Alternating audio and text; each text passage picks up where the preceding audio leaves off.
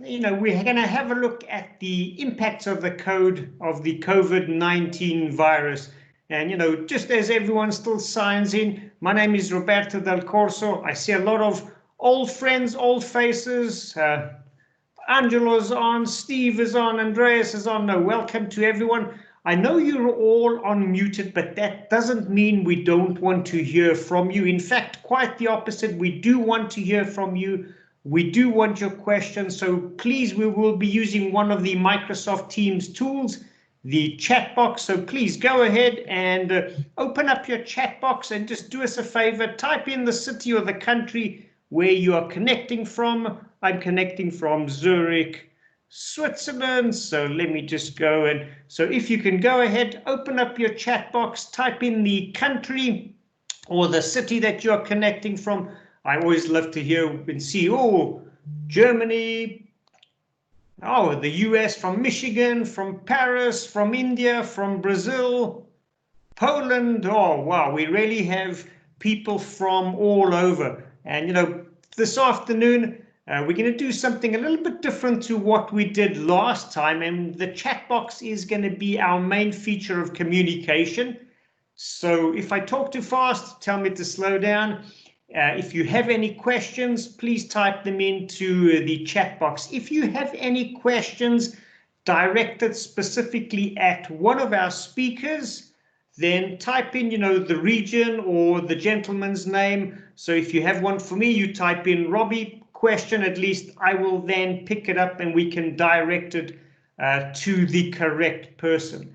Having said that, I don't want to take away from the important topic that we have this afternoon, so I would like to get the first speaker up, and most of you will know Antti Volk, a man who requires no real introduction. Antti Volk is the managing director at Volk After Sales Expert, so he's one of the main drivers as to wanting to know why we are here and what is happening around the world. So with that, welcome Antti, and I hand it over to you.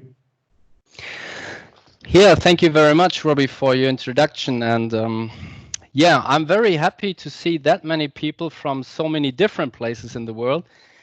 So therefore, it definitely makes sense also to give you a sneak overview on the German market. I was a bit afraid that we have mostly people from Germany who probably know about it, but I feel very confident that I can give some insight on the impact of the COVID crisis on the German auto service market.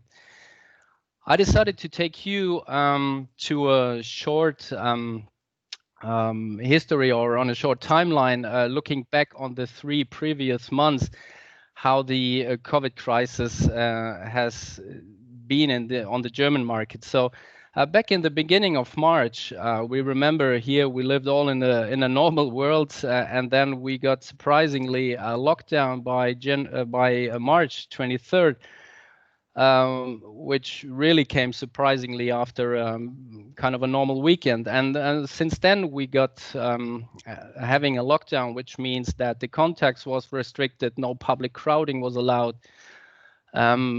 Only a limited number of shops were allowed to open, among them supermarkets, drugstores, and DIY markets, and so on. But in general, it was about stay at home and avoid contacts. Comparatively to other regions, as we know now, our lockdown here in Germany was kind of a loose, because we were allowed to go out and leave our houses, for example. But for our industry, it meant that car dealerships had to close, so car sales was completely down, but car services, for example, were allowed to stay open. There was only one exception, which was a bit surprisingly, that ATU, which is the largest service chain here in Germany, that they closed almost all of their 560 branches for a period of 4 weeks. Why surprisingly, we see later in the later slides, when I show a little bit about the numbers, how the car services did so far. But then very quickly after the lockdown, we got some government aid program which was mainly based on 3 pillars. That was the short-time work, so that companies are able to leave their employees on a short-time work so that the government is overtaking a part of their salary. Another one is that smaller companies, they were granted a direct financial aid, and that tax payments could be postponed to a later period to have a better liquidity situation. Then in April, we had a holiday season with Eastern time, and all this corona lockdown still ongoing. So that was certainly the worst period and the peak of this COVID crisis so far. And out of the situation right now, we know that during that time, looking at the car dealerships and services of their employees, 62% of them have been in short-time work, and in car manufacturing and supplying industry, even 69%. So meant that the production of cars and the supplying industry went down by 76%. Also, the new car sales went down by 61% in April, and even minus 50 in May still. Also, the unemployment rate went up by 18% towards the previous year. So even if the medical or health aspect side was not showing these impacts, what was expected, there I must say we went very well through the crisis. But on the other hand, the economical impact, as shown in these figures, was quite significant. But then already in the end of April, we got the first reopening measures. So more and more shops were allowed to open. There was that rule that outlets until a size of 800 square meters could open again. And that meant also that car dealerships were allowed to reopen their stores.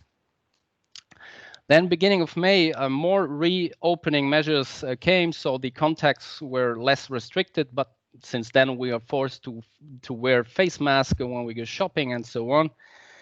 But more and more outlets were open again.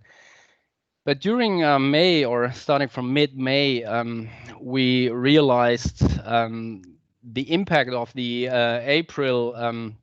So the bad news started about the economical situation. And since then, we have also a couple of the major industry players who announced that they have to probably leave employees on a larger scale.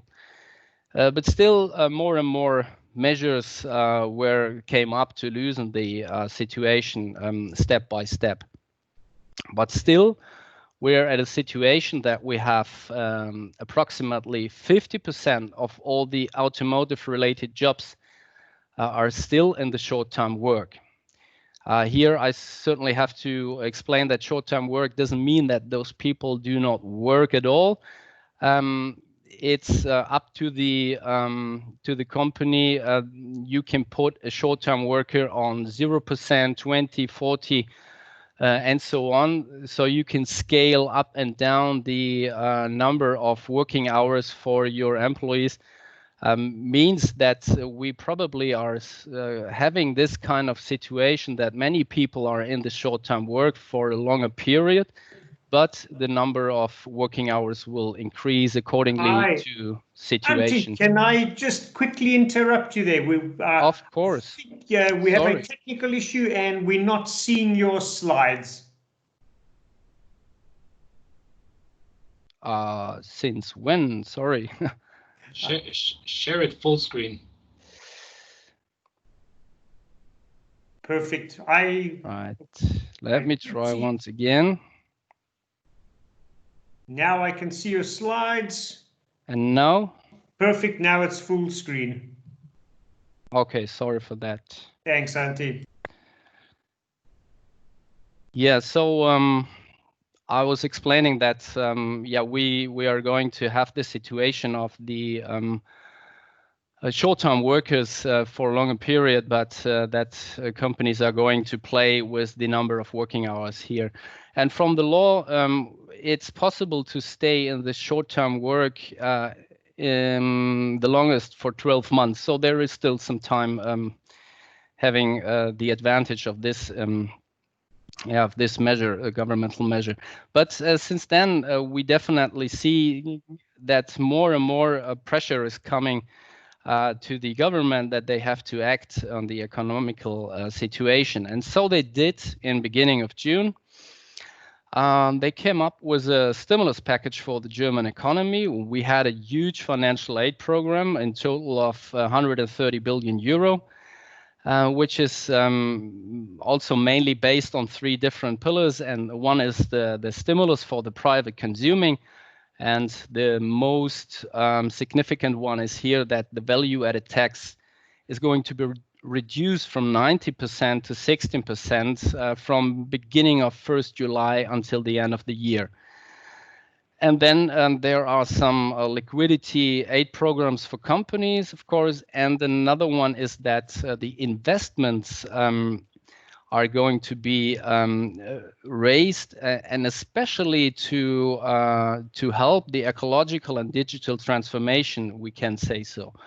And for the automotive industry, it means that, or the most significant one is that the e-power and fuel cell infrastructure will gain in investments.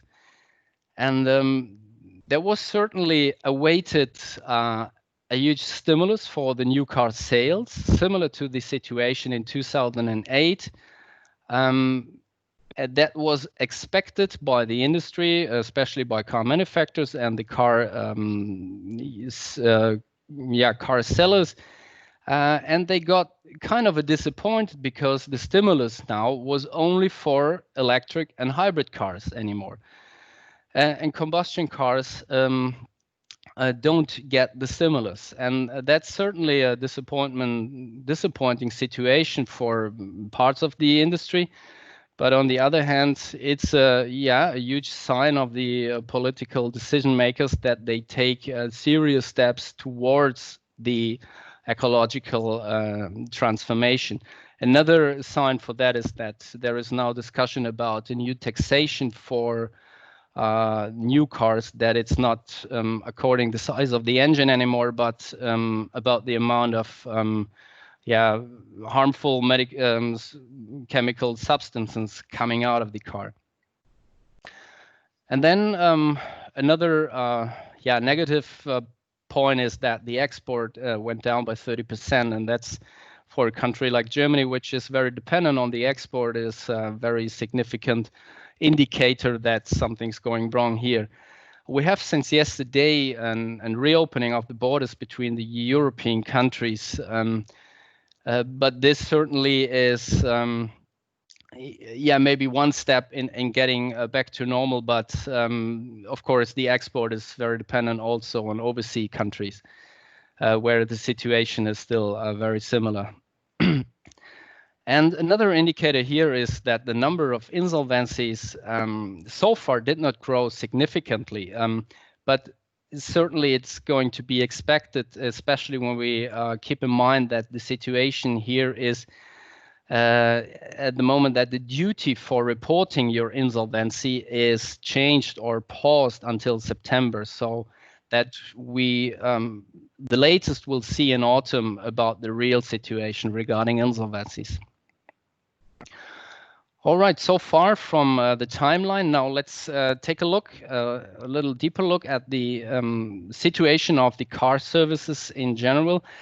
Very shortly here, we did a questionnaire in beginning of April where we asked car drivers, are you going to plan to do some repair or maintenance? And are you going to plan to visit a garage? And if you planned, are you going to do that? And surprisingly, only 5% of those people stated that they want to cancel their planned workshop visit because of the corona crisis. Now, interesting to see that there was done a similar questionnaire in beginning of May, so 1 month later, by the DAT, and they asked similar questions. And out of those who planned actually to visit the workshop, out of those, now 33% stated that they have canceled their visit. So there's a huge shift or gap between 5 and 33%, and there are many aspects how to interpret this, but I think one of those higher ones is that the car driver's opinion or mindset is changing in this 1 month drastically, because we were faced with a situation we never faced before. So it's understandable that people change their mind. But we will come later to some figures where we see also interesting linkage to that. And another factor I want to strive out here is that it's definitely necessary to look at a more frequent level on the real situation. And so we did. We are happy to have a collaboration right now with the company VESP, which has connected garages, and we can track and trace the development of their turnovers and how they did it. So I will share with you later some figures on the real timeline of the workshop development here. But let's first take a look at the reasons why did these 33% canceled their visit. Because already of financial reasons, yes, even people are in short-term work, they earn less and certainly are maybe frightened about the future, and fear of Corona, of course, and already the low usage of car. Let me share one interesting slide with you here regarding the traffic. And from TomTom, there is a very interesting index and insights regarding the traffic congestion development in a couple of German cities here. And we see clearly that the congestion of traffic is went pretty much down in the period of week 12 to 17, which is mid-March until end of April. And that's in a couple of the cities, it's also clearly to see that the recovery is going to a similar situation as it was before.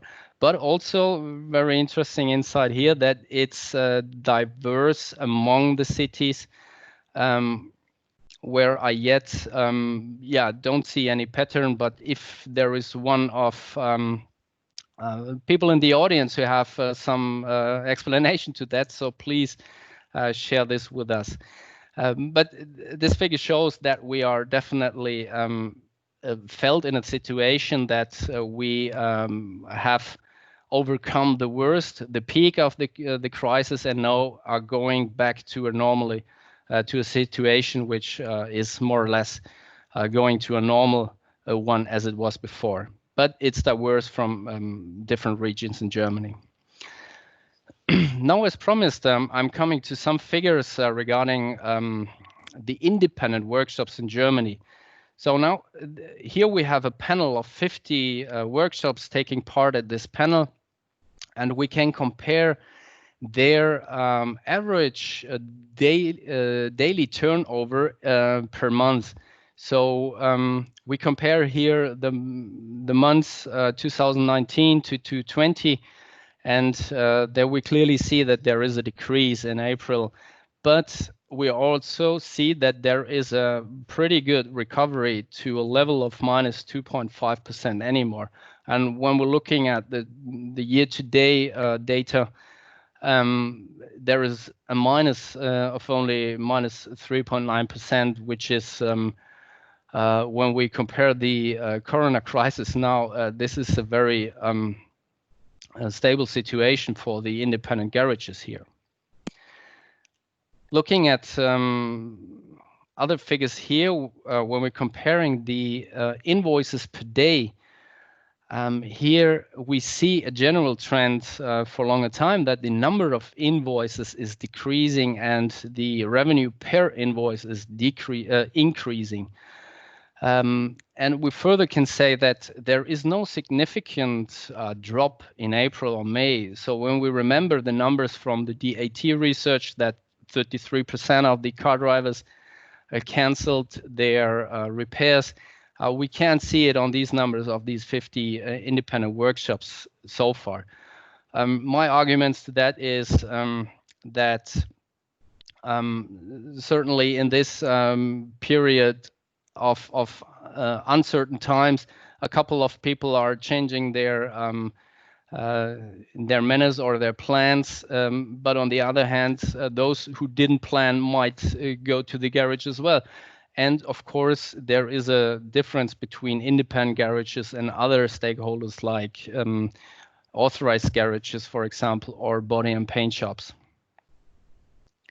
Going another step deeper, we have a drill down on different product group levels. Here we see one is labor at the top, and then we have non-key products and key product groups, which could be translated also as fast movers and non-fast movers, tires, oil, and fluids. And here we clearly see that the losses which were made in the independent garages are mainly based on the typical wear and tear parts and oil and fluids, which probably is caused by lower mileage or usage of cars, but I believe also that car drivers getting also more price sensitive and tend to go for more budget and private label products. And on the other hand, we see tires and general services did quite well, or even a bit better than the previous year. So these figures, to everybody who's interested in this kind of information, we have a free service for the period of the COVID crisis that we sent you a weekly workshop barometer, weekly update on these information, so that you can track and trace how the independent workshops are doing to come out of the crisis. And of course, you can imagine when we are able to track and trace every invoice of the garages, which is certainly showed only on the aggregated level, that there is interesting insights to share. And if you're interested in your specific product groups, please get in touch with us. We are happy to share with you more information. But looking now quickly on other car services and other stakeholders of the aftermarket, where we can give some general statements, and certainly tire specialists are in a similar situation like the independent garages. For example, Euromaster was reporting that they have no significant changes in turnover at all. And according to the Tire Specialist Association, BRV, is that only 9% of the tire services closed even for a short period. And at approximately 1/3 has taken advantage of the financial aid, according to them. And as I said, body and paint, unfortunately, I don't have any numbers to share here, but it's an obvious link that lower traffic and mileage, that it leads to less crash repairs, and that's according to what we're hearing from people from the aftermarket, that these are having more impact, significantly more impact than the general car services. Similar situation at the car dealerships, which are certainly very dependent on their car sales, which was for at least 4 weeks not possible, and still the car sales is pretty much down. And now we see that there is not the stimulus how it was expected to come. So there is a very hard and strict situation for car dealerships. And even when we're looking at the car services, that they are not doing as good as the independent car services. And certainly car drivers might become more price sensitive, that they tend to switch from car dealerships to the independent landscape. And we have to take into or keep into mind that almost 30% of the car dealerships in Germany made losses in 2019, and this crisis won't make this situation better. And we expect that here among these stakeholders, we will see more insolvencies and acquisition in terms of consolidation. Looking at the independent parts distributors, it's definitely a similar situation to the workshops. They were reporting only low losses in April, and since May already a good recovering. And to those one who I spoke, they surprisingly stated an interesting fact where I also don't have any explanation. So if there's somebody who can, please share it with us. But the statement was that the South is doing slightly better than the North. And they also stated that the ongoing trend for budget and private label brands has a significant acceleration through the COVID crisis so far. Looking at the workshop equipment suppliers, there was a survey among the members of the association, and it shows also that it's a comparatively good situation compared to other stakeholders. And not surprising that e-commerce is one of the winners of this crisis. We see it pretty well on the figures, what eBay is reporting, that they had a growth of 26% in Q2 compared to Q2 19. That's certainly covering all product groups, but we hear from the market as well that this similar trend is also for the car parts, and accordingly, or we can see or take a look at Autodoc, which is the nowadays the largest e-commerce player for car parts in Europe. And they were reporting an increase by 30% in Q1, and leaving me the statement that they are also doing very well in Q2. And certainly we have to take into account that this is not only based on the COVID crisis, because they were doing already good for a long time and already taking shares of other e-commerce players and acquiring a couple of them already. But when we're looking, or I want to share here some nice insights from Afterpay, who asked customers from Germany, Netherlands, and Norway why they did shop more on the e-commerce channels. Definitely we see a lot of arguments based on the COVID crisis, like stores are closing and they want to avoid people, or that the stores ran out of stock. But on the top, there is the convenience, which is pretty much a sign that these kind of e-commerce purchasing habits will probably stick on a higher level, even the crisis is over. To sum up my conclusion here, give a summary on the major stakeholders here. Once again, car manufacturing, we see that they are hit very hard by the crisis, having now around 400,000 new cars unsold out there in Germany, and most of them combustion cars, without having or losing the aid from the political side. And even the German market is doing quite well compared to other markets, and they have a huge dependency on other international markets, so that the recovery is even harder here. And of course, at the same time, we have the ongoing trends, which are there already for a couple of years. The pressure to reinvent the business model, which is mainly driven by the electrification. Quite similar, the supplying industry, which is still in an anxious modus because, or due to the fact that they are very dependent on the OE business. Pretty much we can say the more they are engaged in IAM business, the better, and we expect that they will reinforce or enforce their IAM businesses, and that's certainly something what is a good idea to do nowadays.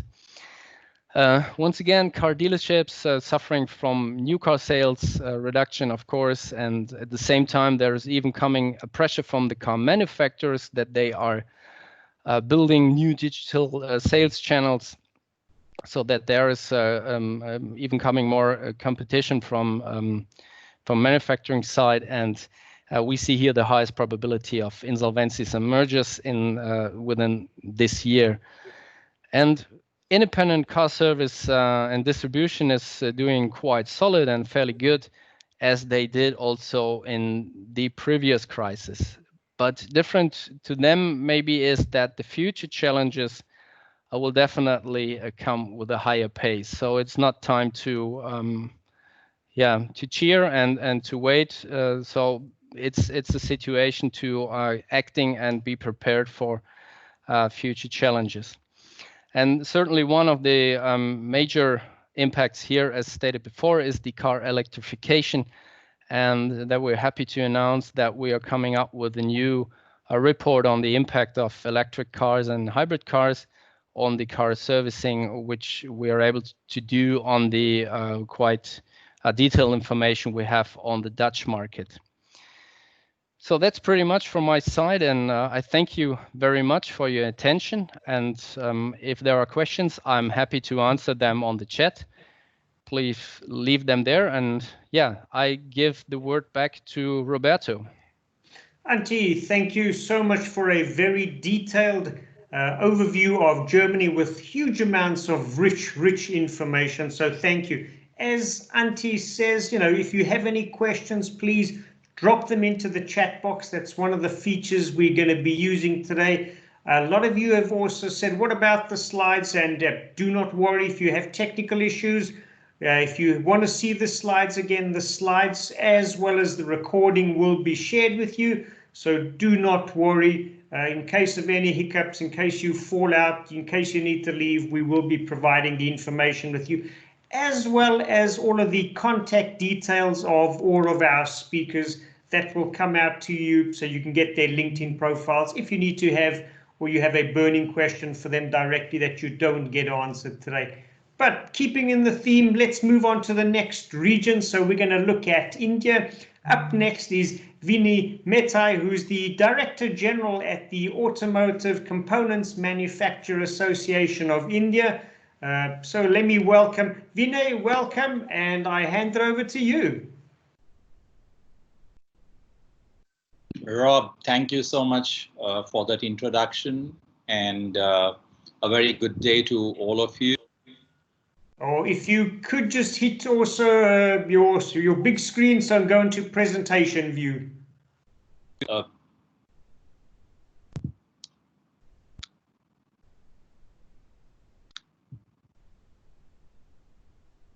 Is that working now? Perfect, thank you. Great. Oh,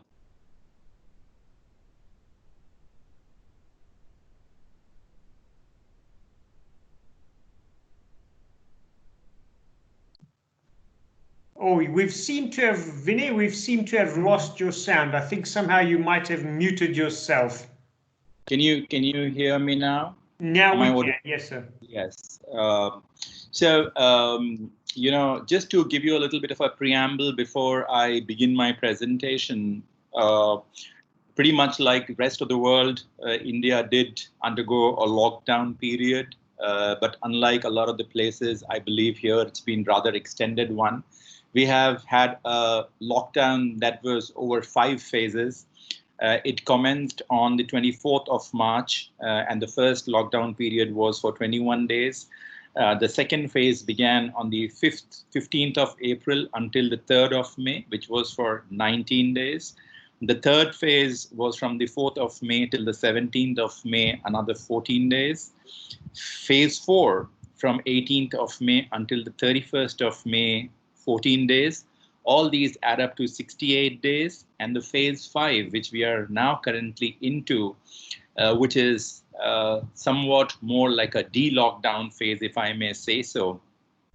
It commenced on the 1st of June, and it is supposed to go on till the 16th, 16 days till the 17th. The states in the country have been given the freedom to intervene and take more stricter measures if required, because if you know, right now we are probably peaking in terms of the spread of coronavirus, and we are probably the 5th country with the highest mortality rate at this juncture.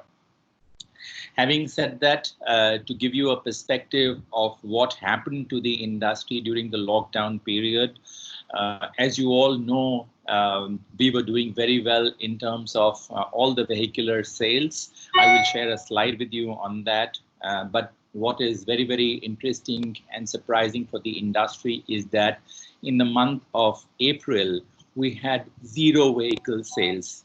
This has been unprecedented ever in the history of the automotive industry in India.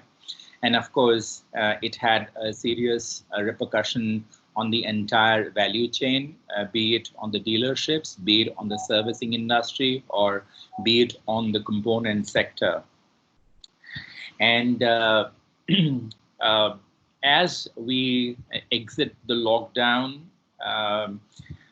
what we find is that certain sectors such as the tractor industry and the two-wheeler industry, the two-wheeler industry is a very unique to India, and these two sectors very largely depend on the agricultural produce.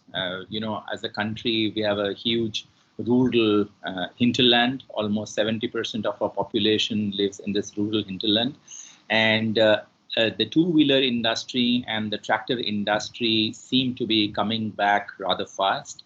I would say on the commercial vehicle side, there are still a lot of concerns. The commercial vehicle industry is not expected to rebound for at least 1 to 2 more years.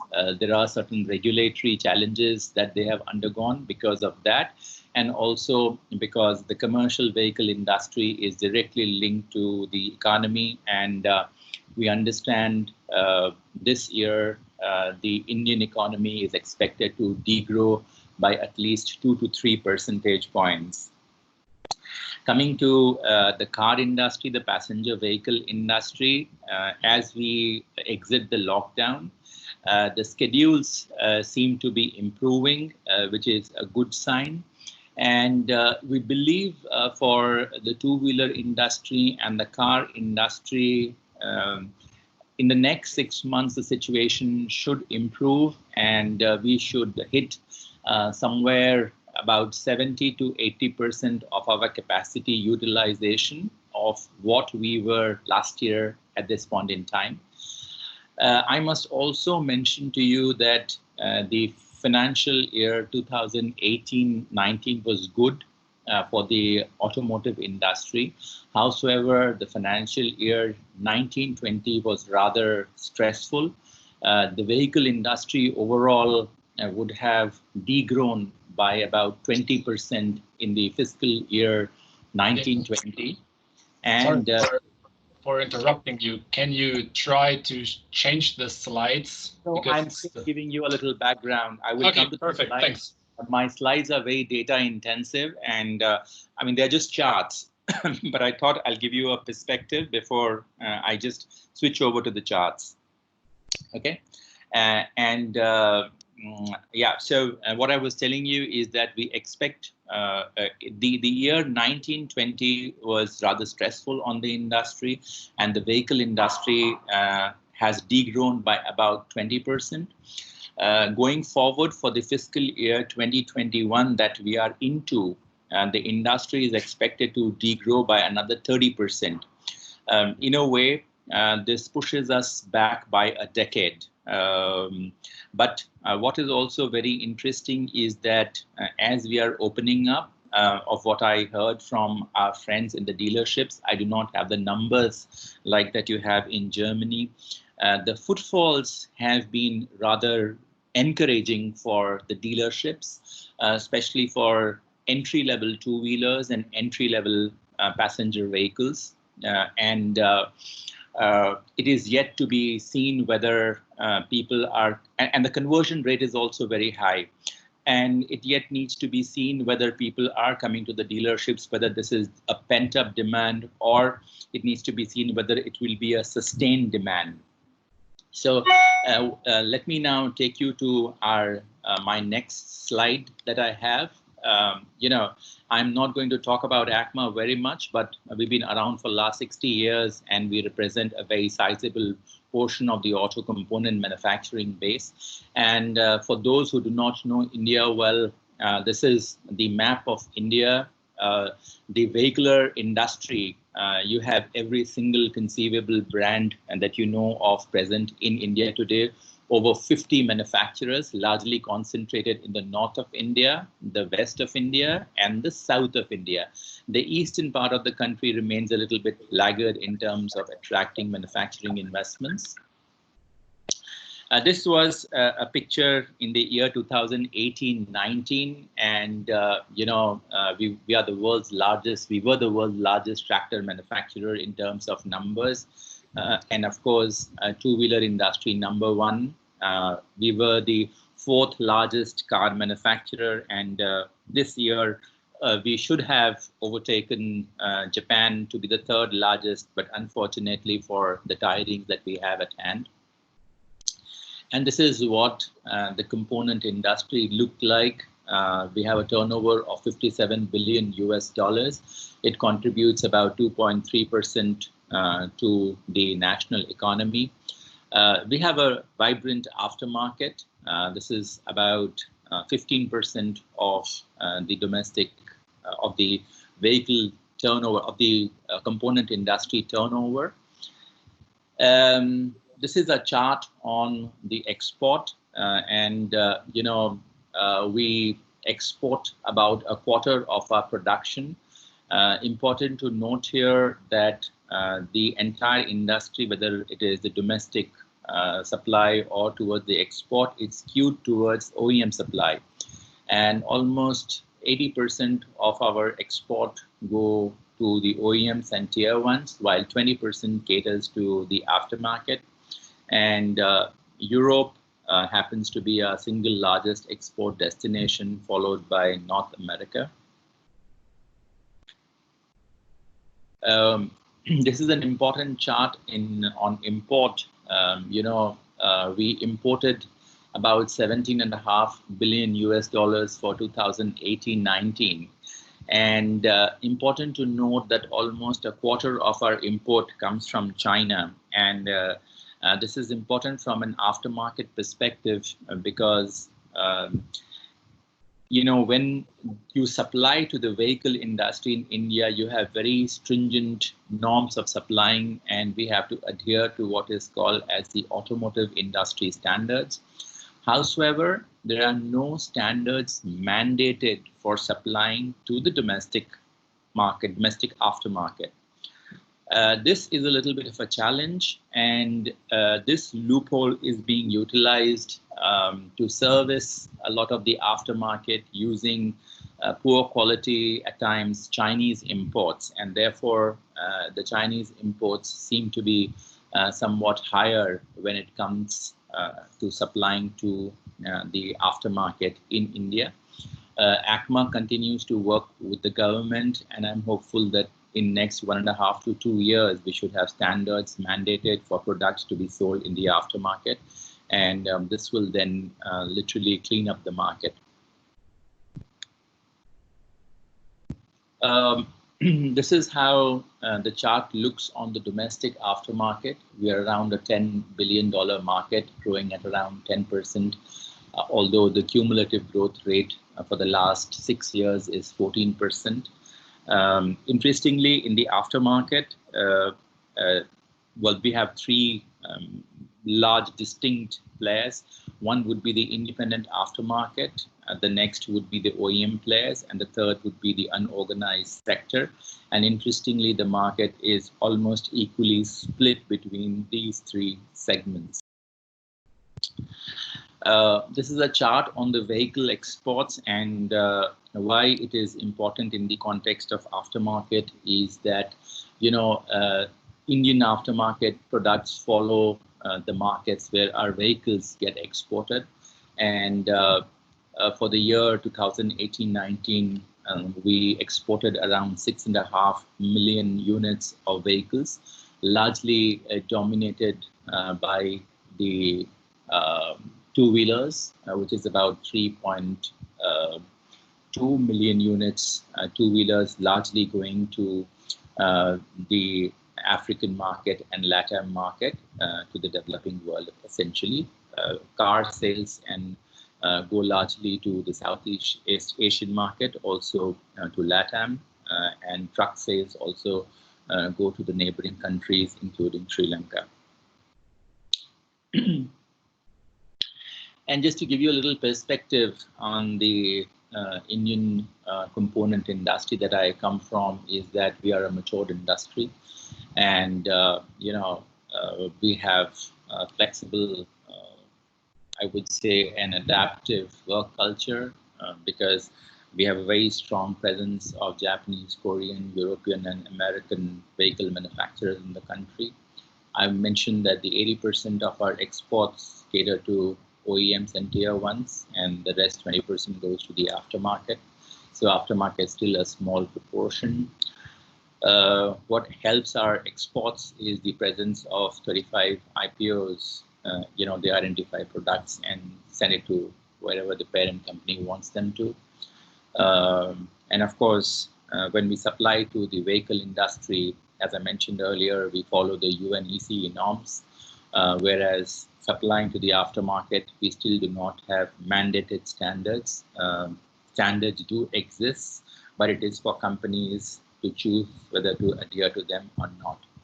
And of course, the Indian companies are acquiring companies overseas, and that helps them in, improving upon the technology and value addition.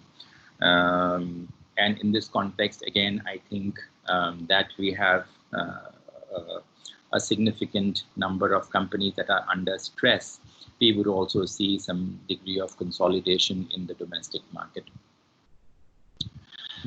This is what we had envisioned for ourselves.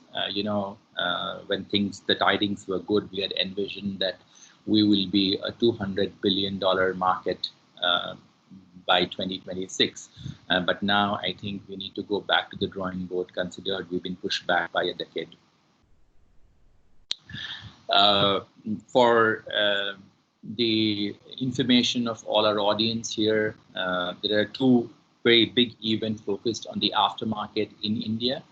The first one is the Auto Connect, and this will be organized sometime in November, December. We had to reschedule it. It happens in the month of September, but because of the COVID challenge, it is now rescheduled. We will be very shortly announcing the new dates, and you would have about 200 odd quality Indian players. And in this particular case, we invite buyers and we host the buyers. That is, we pay for the travel of the buyers and for their hotel. So a very interesting way of attracting customers. And this is the ACMA Auto Mechanica New Delhi. This is a tie-up with the Messe Frankfurt. And typically we get over 500 to 600 odd component manufacturers, totally focused on the aftermarket. And we get a lot of the foreign participants with country pavilions from UK, Korea, Taiwan, Hong Kong. So that's all I had to share. Would love to invite you to come over and literally feel the Indian market either through the Auto Connect or to the Auto Mechanica. And I'd be happy to answer any questions should you have. Thank you for having me. Oh, Vinay, thank you so much for joining us. Thank you for the detail. Any questions for Vinay, please drop them into the chat box, and Vinay can have a look at them and get straight back to you. Any questions you may have around India and the local markets in the area. Vinay, thank you so much. As we move on, I'm going to jump straight into the next speaker from Latin America, Marcelo Gabriel. Now, Marcelo is a good friend of mine. I think I probably met him for the first time back in about 2004. So Marcelo, welcome. It's a pleasure to have you on. Marcelo is the Director of International Business Development at Latin America Automotive Aftermarket Alliance for Business. What a mouthful. Otherwise known as LA4B. Hopefully I've pronounced it all correctly. Marcelo, welcome, and I hand the stage over to you. You did very well, Rob, as usual. Great to have you guys again. And it's about 48 days since we met last time, and a lot of things changed during this time. And I'm going to present you a little bit about the trends in our region. And most of the people asked me in the last weeks about the situation in Brazil and what the people are listening to the press about the COVID-19, etc. I will give you also an overview in Brazil. So this time we go deeper into Brazil. We'll go for a quick overview into the remaining countries. So just a quick introduction, as Robbie said, we are LA4B, and we are a boutique consult firm that we are specialized in Latin America automotive aftermarket, and we support companies interested in the region from strategy to execution. So in a nutshell, what we do, we go from the market research to the outsource of sales force in the region. So move on. Let's give you a quick update on the coronavirus in the region. We did the same analysis that I did on the previous event, covering 82% of the countries, including Argentina, Bolivia, Brazil, Chile, Colombia. So the situation is worse. So while some countries are showing improving in the quality of the health, etc., our region is evolving substantially. So we almost more than double the numbers of confirmed cases in these 48 days. So you see, this is the evolution of growth. The dotted line is the average growth. And you see that Bolivia, Chile, Mexico, and Peru, they are having an evolution higher than the average. So people are asking me about Brazil, but you know, Brazil is a big country. We are 210 million inhabitants. So everything that you put in perspective from Brazil is huge. Also, our confirmed deaths growth by 10 times. So this is not a good figure to show, but it's the situation. Then you see once again, the dotted line is the evolution of confirmed death from April 27 to June 15, or yesterday. And you see that Chile, Bolivia, Mexico are the worst countries in terms of evolution. So we are still in the middle of our crisis. So you see this crisis coming from the east to the west. And then as people like countries like in Europe, they are going low to get out and travel, we are still under strong restrictions in our region. I apologize for this background noise, but there is some people working around my office.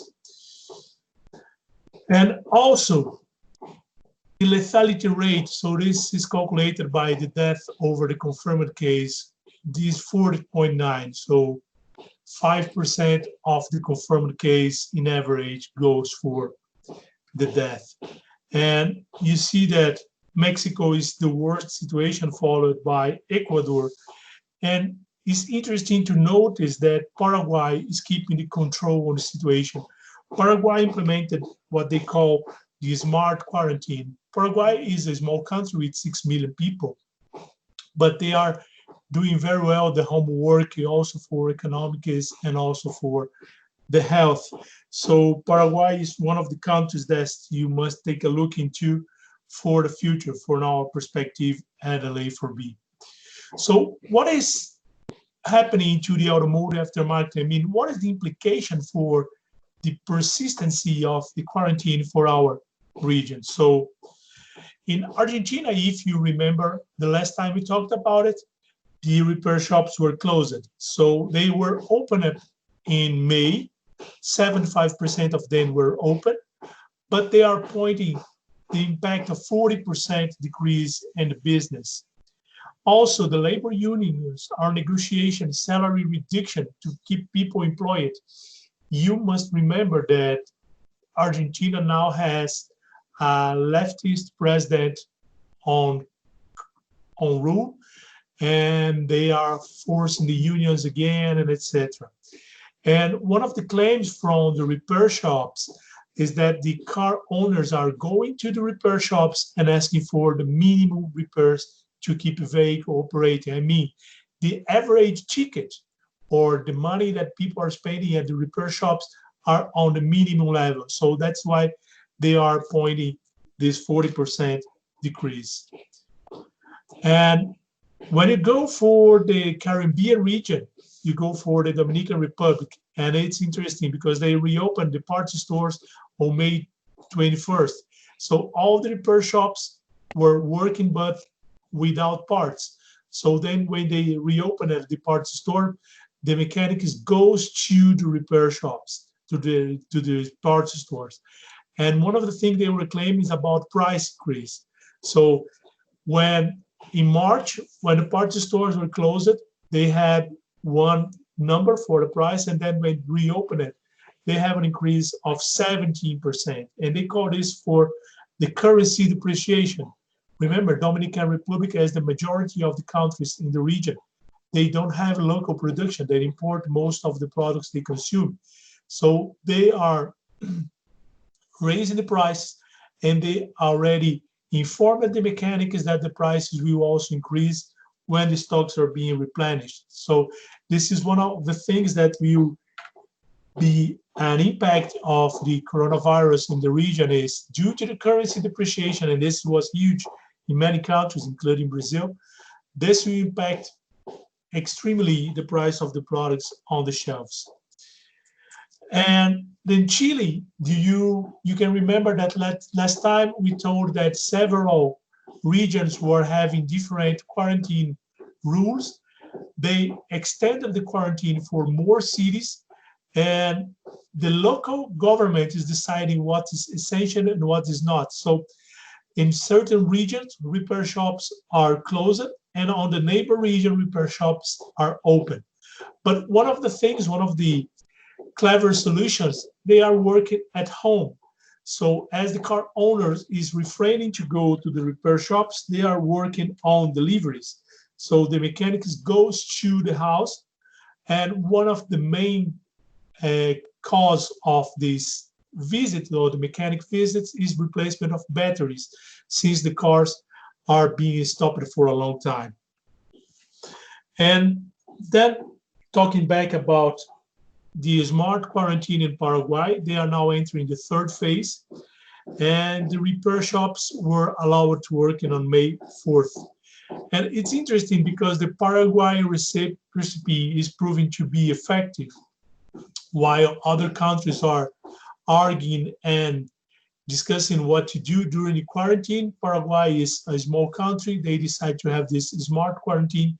It seems that it's working fine. So this is one of the points too in our region. In Colombia, we had no official rule of what to do with the repair shops and parts stores. So from May 11th, they are authorized to reopen, and they just can use 50% of their occupation. I mean, if a repair shop can repair 8 cars at a time, they are supposed to be reduced to 4. Also, the parts retailers are operating with closed doors and deliveries, and the same is happening for the car dealers. So this is the new normal situation in Colombia as per May 11th. As our friend from India commented, in Peru, we also had 0 new car sales in April and 375 in May. So they are projecting a drop of 47% in the passenger cars, 55% in trucks, and 50% in 2 or 3 wheelers when comparing to the same 5 months the previous years.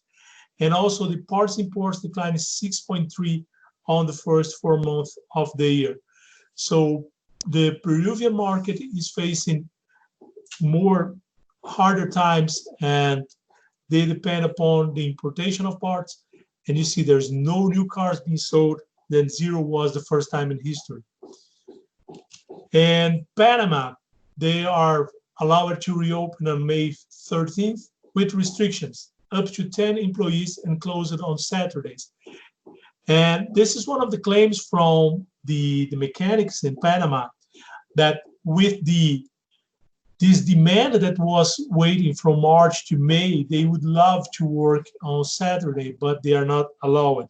So some of them are working with closed doors to keep the business going. And finally, in Mexico, the repair shops are open and are operating. And it's funny to note that AutoZone in Mexico implemented a model that is a mixture between click and mortar business. So you can have a strategy for part deliveries. You order your parts from the internet, and then you go to pick the parts in the physical store. So this is some funny points about, or some interesting points about the situation of the automotive aftermarket in the region. And it's interesting to see that all starts from the repair shops and how it push all the chain.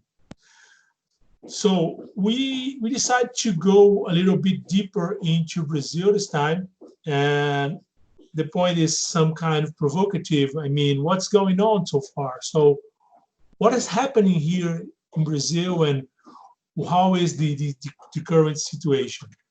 So I made this presentation 48 days ago, and I presented you the sales of new vehicles. So now we will compare the sales of new vehicles from January, May 2019 to the same period in 2020. So then you can see the drastic movement from March to April, and then the recovery from in May comparing to April, but it's still far away from the average sales. So you see, when you compare the periods, you have 38.5 drop in sales. It includes all segments: motorcycles, passenger cars, light duties, trucks, buses, and trailers. The total volumes in 2020 are lower than 2017. I mean, we are stepping back maybe 5 years in the sales of new cars.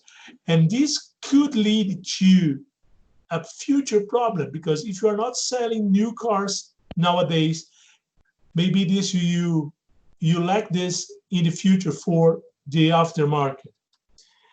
And the average sales on March was about 12,000 new vehicles sold daily. And when you go for June, the first 2 weeks is pointing to 4,000, the new average. I mean, so if the pace is the same, we will end June with less than 80 or 85,000 cars sold. So being the worst month since the beginning of the quarantine. And Nissan is offering new cars, and then you can start to pay it in 2021. It's a desperate cause that they have the plant. They made a lot of investments in the plant in Brazil. They are producing, they are launching new cars, and they need to put this on the streets. So they are offering a 12-month plan that you can take your car and you don't need to pay nothing until 2021. And the car dealers are open.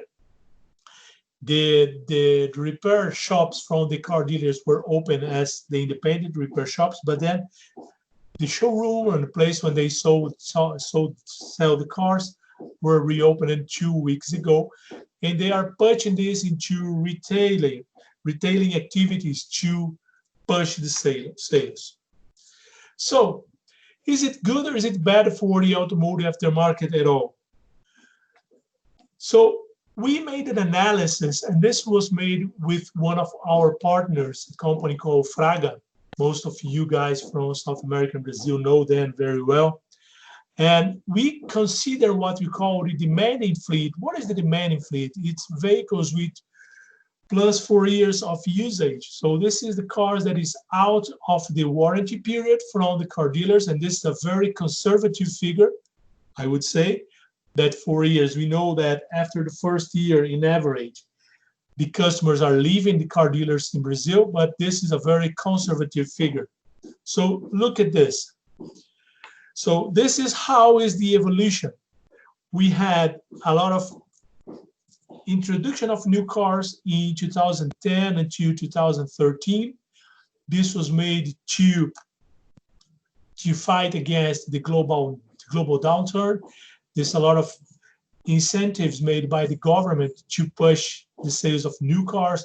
Also, electrical appliances, etc. And then all this fleet is coming to the aftermarket. So if you look into this yellow shaded area, what we call the forecast, we see there is positive. I mean, we have more cars to repair in the next 5 years. I mean, there is an organic growth of 0.5% in 2020, and the accumulated growth from 2020 to 2025 is 7.27% of increase of cars that will need replacement parts, that will need service. So even with this situation, with less cars being sold in 2020, we still have a buffer of cars to be repaired for the next 5 years. So we are forecasting at least an organic growth of 7.3% in the next 5 years. I mean, this is not so bad. This is good news. And from the 2025 and onwards, this will have to be analyzed as the data from 2020. But one of the points that is also interesting when you look for this chart is that even people are not buying new cars, they are repairing their old cars. And as the cars are getting old, they will need more parts and more services. And if you compare the price of a air filter and compare this to the price of a clutch, you see that in the long term, a car with more usage is more profitable for the aftermarket as a whole. Also, due to the lockdown, the quarantine, wherever, we are forecasting that Brazilian drivers will drive less in 2020. So less usage is equal to extended product life cycles. I mean, if you are postponing the maintenance, you have more product life cycles. The air filter that were supposed to be exchanged 1.2 per year will be 1 per year because you are extending this period. The kilometers driven in Brazil is expected to drop 11% in 2020 compared to 2019. You know, I know that people you used to are familiar with miles driven. I could exchange this to miles, but let's talk about kilometers. This is how we measure here in Brazil. So this chart is showing the dotted line again is the average of kilometers driven by year by the Brazilian. You know, this average, you have people driving more like me and people driving less like my wife. So at home you have two examples of how to calculate this average. But you see that since 2016, we are in a small ramp up of the usage of our cars, and we are forecasting 14,000 kilometers driven in 2020. So this will postpone the need for maintenance. I mean, if the driver is controlling the oil change by kilometers, this will postpone and you have an impact on the sales of products. But it's important to notice, I will comment this in the end of the presentation, but some products with the long product life cycles will not be so affected of this in the end of the day. So let's talk a little bit about the repair shops. So I mentioned a lot about the repair shops around the region, but let's talk specifically about the repair shops in Brazil. 2 weeks ago, we had the opportunity to present a live about the Brazilian situation. And then I hosted this presentation along with my partners from Fraga and my partners from Oficina Brasil Group. And then I'm sharing with you the data from this presentation. So Oficina Brasil Group, through this Automotive Intelligence Central, is monitoring weekly 100 repair shops in Brazil with their approved and executed jobs. I mean, the car entered into the repair shops, they made a quote, the car owner approved the quote, and they execute the jobs. So we have an index number 100 as the baseline of beginning of March 20. So March 20 was the snapshot that were taken to see this is the index number.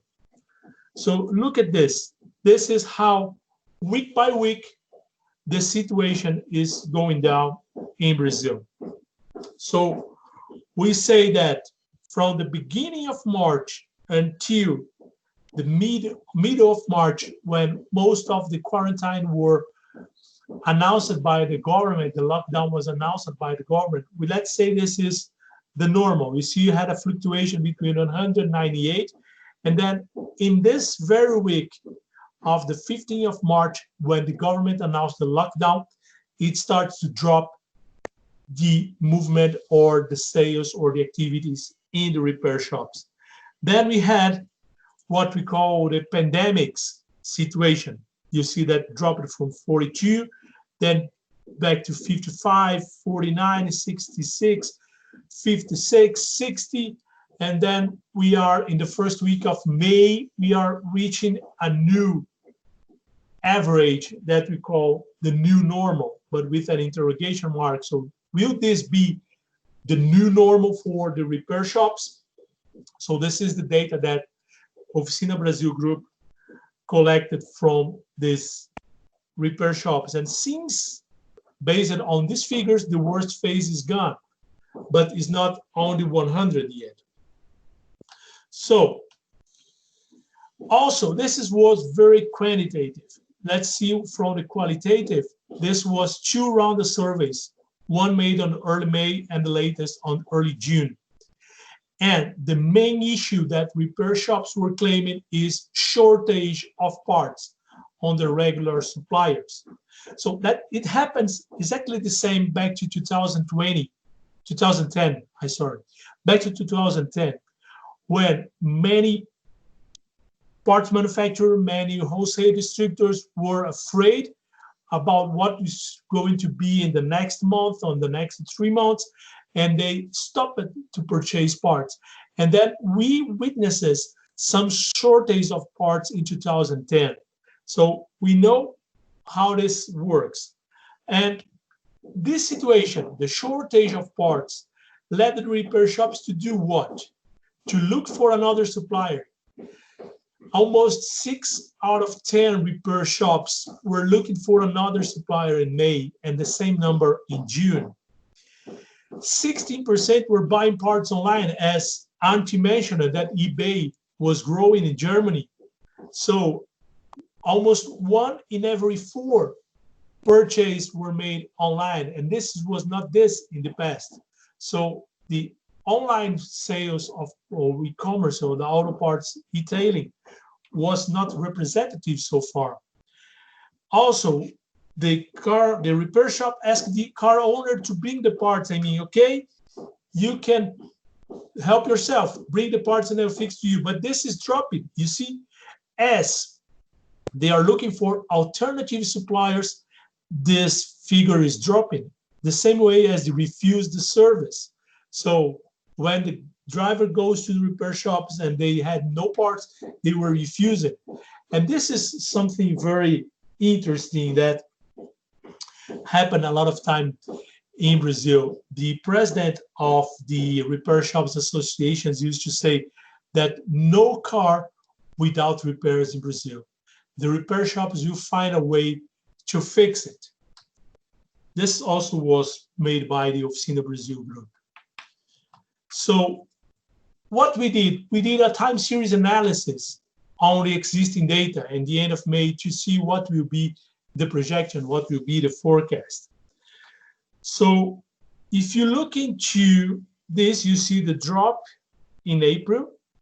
The dotted line, the green dotted line, is the average. This is the standard average. So when we look into the repair shops, the average repair shop, not the big ones, not the small ones, but in average, they serve 80 cars per month, 80. So this is, let's say, the dotted line, the baseline.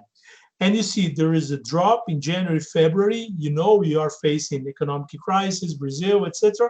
And then you see the drop from March, April, and May is recovering. June, this is our forecast. From June onwards, we are forecasting a recovery based on the time series analysis. So seems to be back to normal, but we are looking only for the services. We are not looking for the average ticket or the average expenses on this.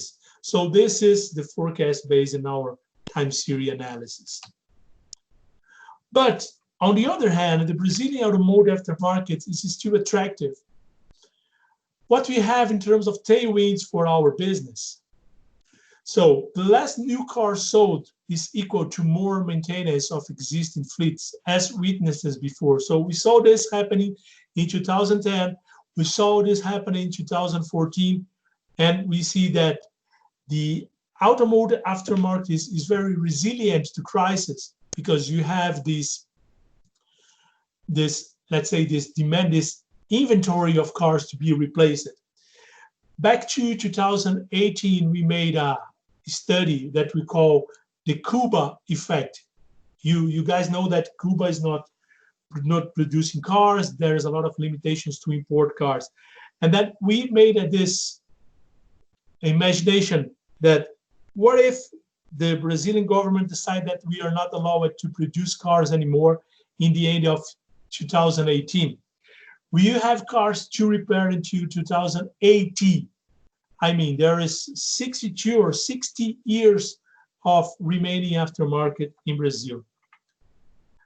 So up to 2025, the demand in fleet will grow. You have more maintenance, 7.3. And also the parts are being consumed at repair shops with positive trend to get back close to the normal. So this is what we call the tailwinds for our business. And then there's a shortage of parts on the regular suppliers, and this is an opportunity window to newcomers.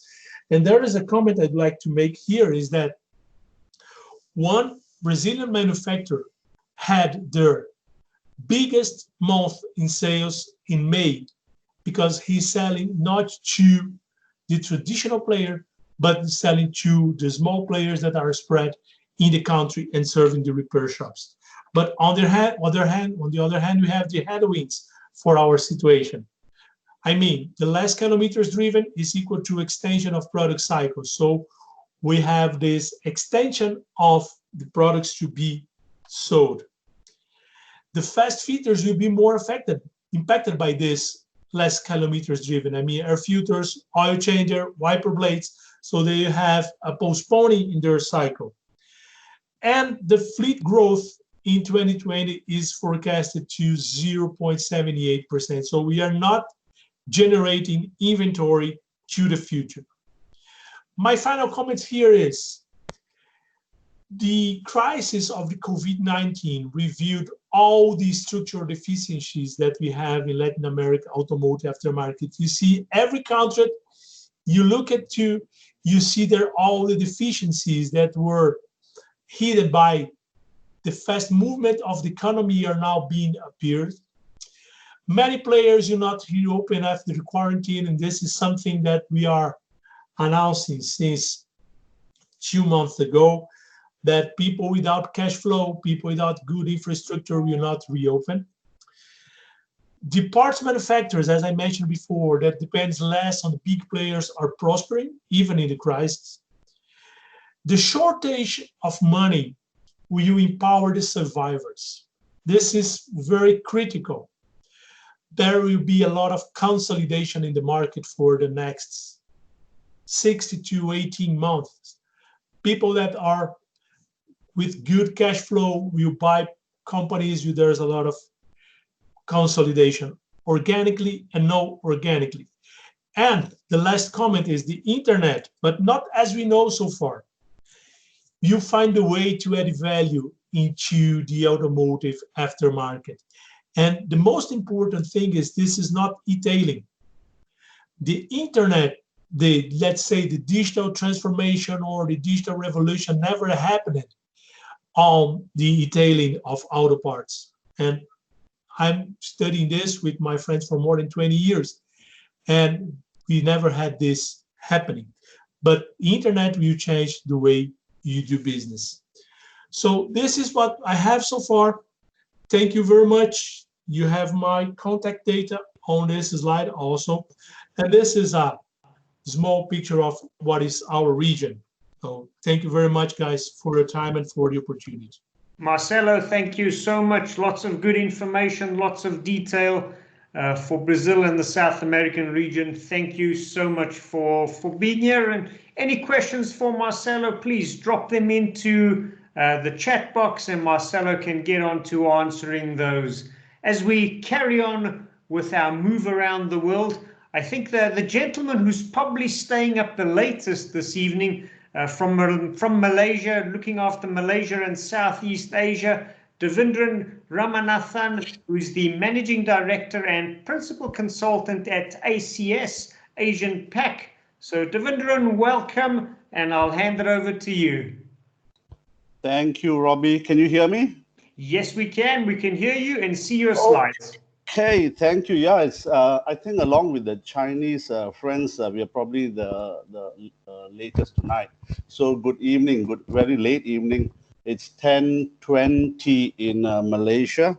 A quick introduction. So my company, we are a small, young automotive consulting company focusing very much in retail, aftermarket, after sales training, coaching, consulting. Interestingly, 9 years ago, when I founded this company, we trademarked the tagline "after sales, before sales," because we're always saying, it's after sales and it's almost like an afterthought. But I always felt that it was really the real business, that we are all here together. It's all about the after sales. So let me start. We met on April 28th. So this is a bit of a follow-up to our last forum. Just under 7 weeks. That was during the lockdown in most parts of Southeast Asia. Today we are in the phase of the post-lockdown. So our chat, my presentation is going to revolve around how this whole COVID or this tailwind is impacting and in a way reshaping the whole auto industry in the shortest possible time. The fact that we are all present here today, it's an exciting, it's in fact, I find there's never been a more exciting time for me personally, for my company, and I think for all of us who are present today, because I think this is certainly where, the fact we are all here today, present, sharing, learning, we're certainly going to be ahead of the game. So thank you again, Auntie, Les, Robbie, Sebastian, for putting this together. I encourage participants, stakeholders, if you have any questions, post them in the next 1 hour before I call it a night, call it a day. So let me start. I've got 12 slides and I'll take us through. I'll probably be sharing a bit of the slides which I did the last time, but this is, I think, for the benefit of a lot of the newcomers, a lot of the stakeholders who want to know. Generally, we are in the part of Asia, which is one of the Earth's largest and I think most populous continent. 58% of the world population is centered, sandwiched between India and China, and that's Southeast Asia right in the middle.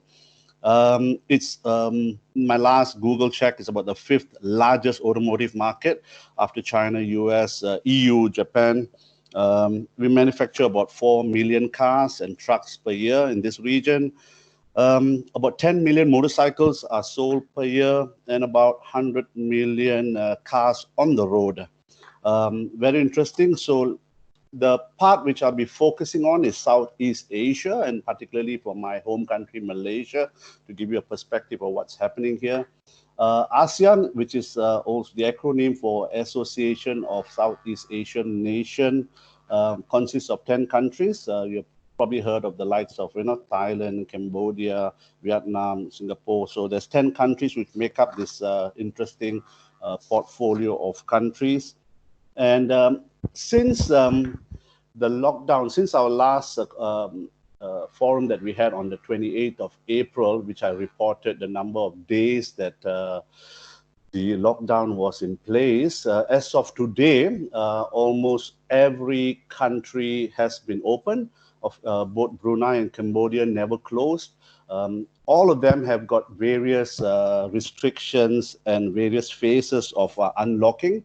But generally, from a workshop perspective, the aftermarket perspective, all of them are open. Now, even though they have may be open, you probably have read in the news there will be spikes. And in fact, just today, there was a spike of critical cases in Philippines, particularly in a certain island in the province of Cebu. So that's going to continue depending how countries react and to this whole virus and its whole protocol moving forward. The situation in ASEAN, those are the latest as of yesterday, the number of cases, deaths, and also recovery. Interestingly, the countries of Vietnam, Cambodia, Laos are quite unique in that minimal, in fact, no deaths at all. So there's been a lot of reports as well and questions in the news about, how come, these countries have had almost nothing, they've got no deaths reported. So lots of comments. But I think what's important to recognize, there's been a lot of proactive measures from some of these governments because they were one of the first to also react. They had some very early success and they adopted policies very much with shutting down their borders, schools, even entertainment outlets. And they even quarantined workers or in any industries which had cases, at that point of time. Interestingly as well, these are developing countries, Vietnam, Cambodia, Laos, and also one of the contributing reasons were also the support these countries got from the World Health Organization to actually curb and address a lot of these cases at a very, very early stage. I put some of the other global the big economies as well, China, US, India, and Germany for comparison. A quick background about Malaysia, where I reside, where I operate from. A population of 32 million, 15 million cars on the road. New vehicle sales a high of 604, this for total vehicle, of which 90% is passenger vehicles, not excluding motorcycles. Average mileage travel in Malaysia is about 22,000 kilometer. The franchise dealer, we've heard about OEMs or franchise dealer. There's about 1,000 of them in Malaysia, made up primarily of the Japanese brand and the two national cars, Proton and Perudua's dealer points, compared to the 20,000 independent workshops which are registered. They're almost double for the disorganized and unorganized ones. Fuel prices, interestingly, that's in US cents, 35 cents from during the last April 28 price check compared to today, 43 cents on RON 97, RON 95 presently at 36%, and diesel at 40 cents per liter. This all per liter. We're one of the cheapest country where fuel prices are concerned. There is a weekly price adjustment on pricing mechanism which determines the fuel prices. Malaysia current scenario, and I'd like to maybe focus on the after sales, the aftermarket. Overall consumption pattern is down. Macroeconomically, I'm talking about on the economic factors. Rising unemployment, one of the highest since 1990, mainly due to consolidation of the workforce, companies trimming down their overheads.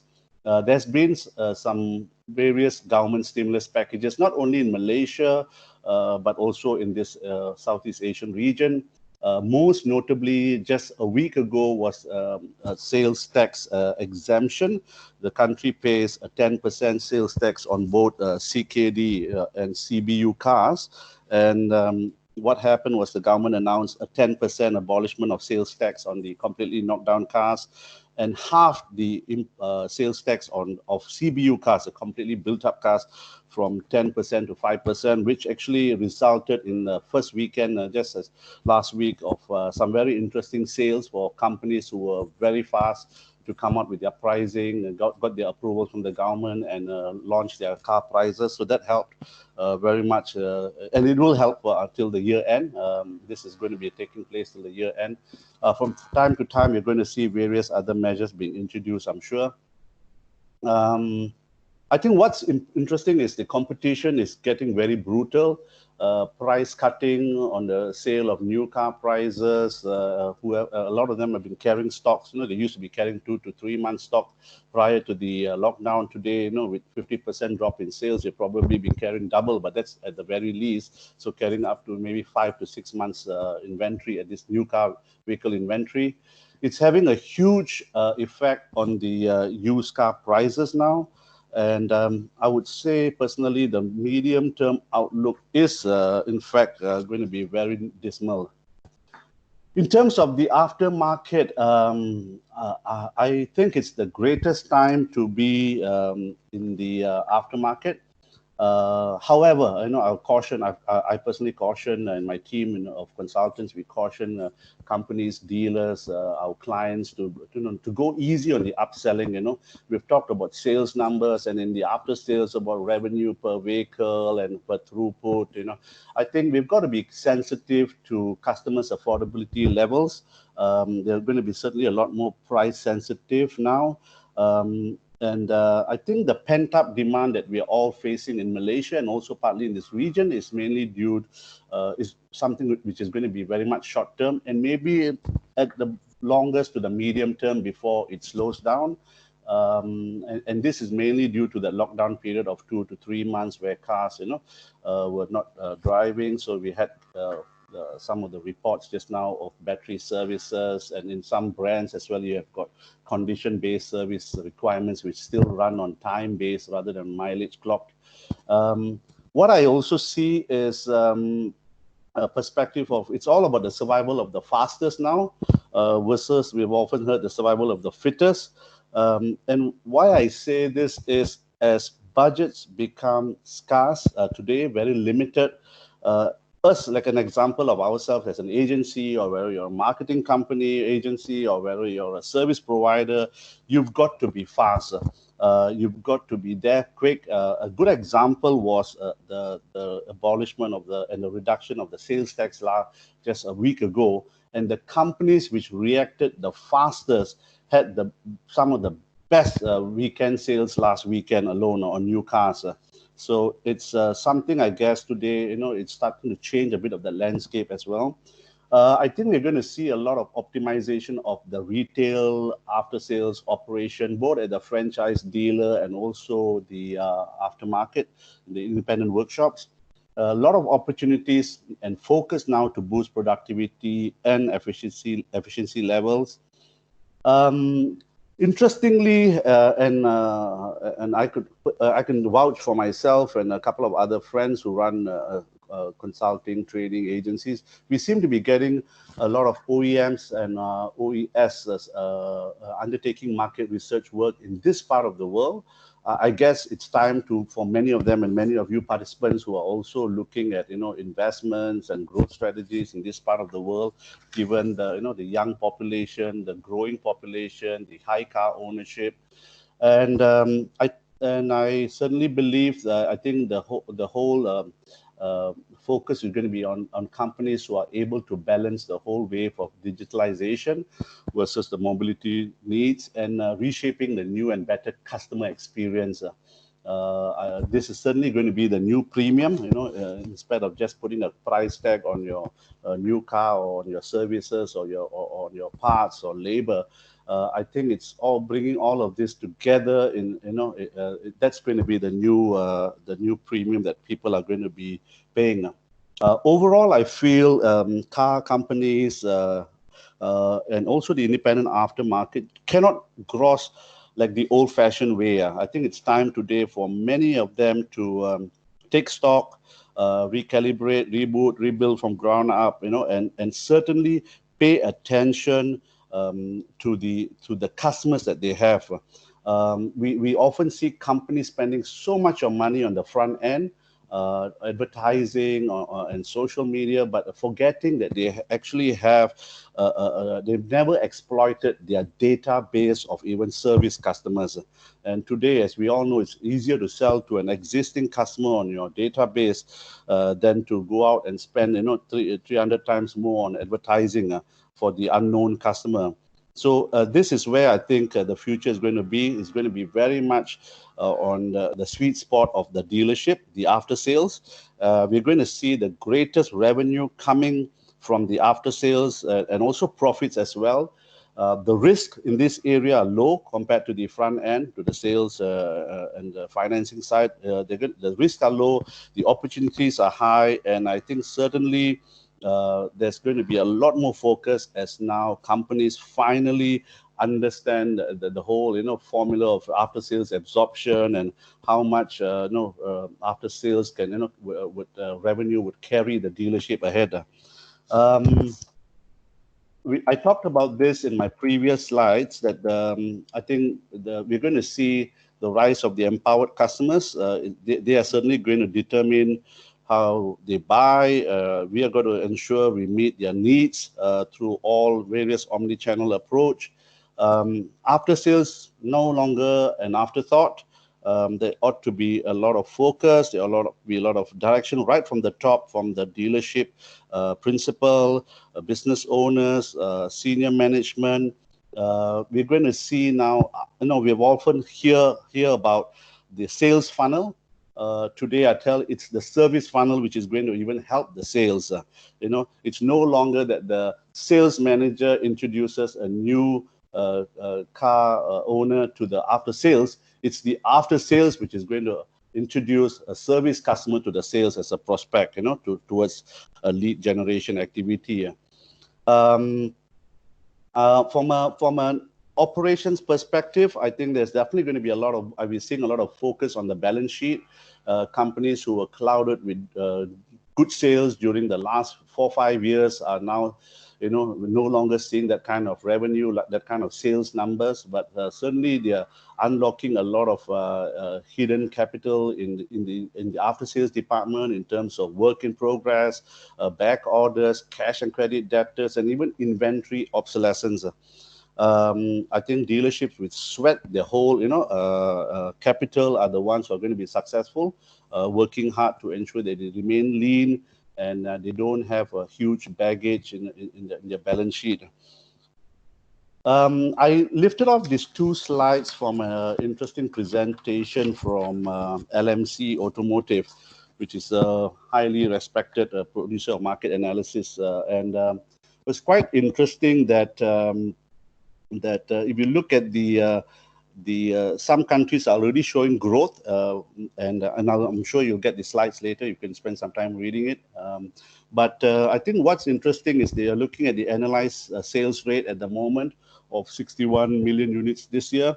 So I think gone were the days that we saw a high of 90 million in 2019 and 2018, some of the spikes in those years. So I think it's time to really focus on existing customers. And finally, a bit of interesting as well slide from LMC was about the plant shutdown in various parts of the world. If you look at Asia Pacific, Asia was down for an average of 4.5 weeks. They were closed. Volumes obviously are going to be impacted. And we're going to see lower export demand than domestic demand. This is what's been reported. I thought I'll share that. And coming close to my second last slides, I believe that this is interesting because I think in Southeast Asia especially, we're just going to see the borders opening up. I guess every country is just waiting for to take the lead on this, to welcome visitors and trade, because if you look quite interestingly, that 10% of the world GDP actually is from travel and tourism. That's I think a lot of us who are in this industry who are not allowed to travel, we are certainly looking forward to this. We're going to see a lot of consolidation. Dealerships sit on very expensive real estate in the cities of Malaysia, Bangkok, Singapore, Ho Chi Minh, Hanoi. So we're going to see a lot of mergers, acquisitions. We talked about even bankruptcy earlier on. Prices of fuel is slowly, gradually edging back towards the earlier levels pre-COVID. Inventory stock month is weighing heavy on the balance sheet. A lot of brands in Malaysia and also from this part of the world were carrying stock. You know, there was already a slowdown towards the end of last year. Then as you get into the new year, where everyone wants a car produced in 2020, you obviously carry 2019 stock, and that's because of the lockdown has been carried forward even till this particular time. In terms of digitalization, I think certainly this is where we're going to see a lot of, only about 10%, interestingly, of small and medium-sized automotive enterprises have some presence in this digital economy. During the lockdown, most of the part sellers in Malaysia, as an example, were not online.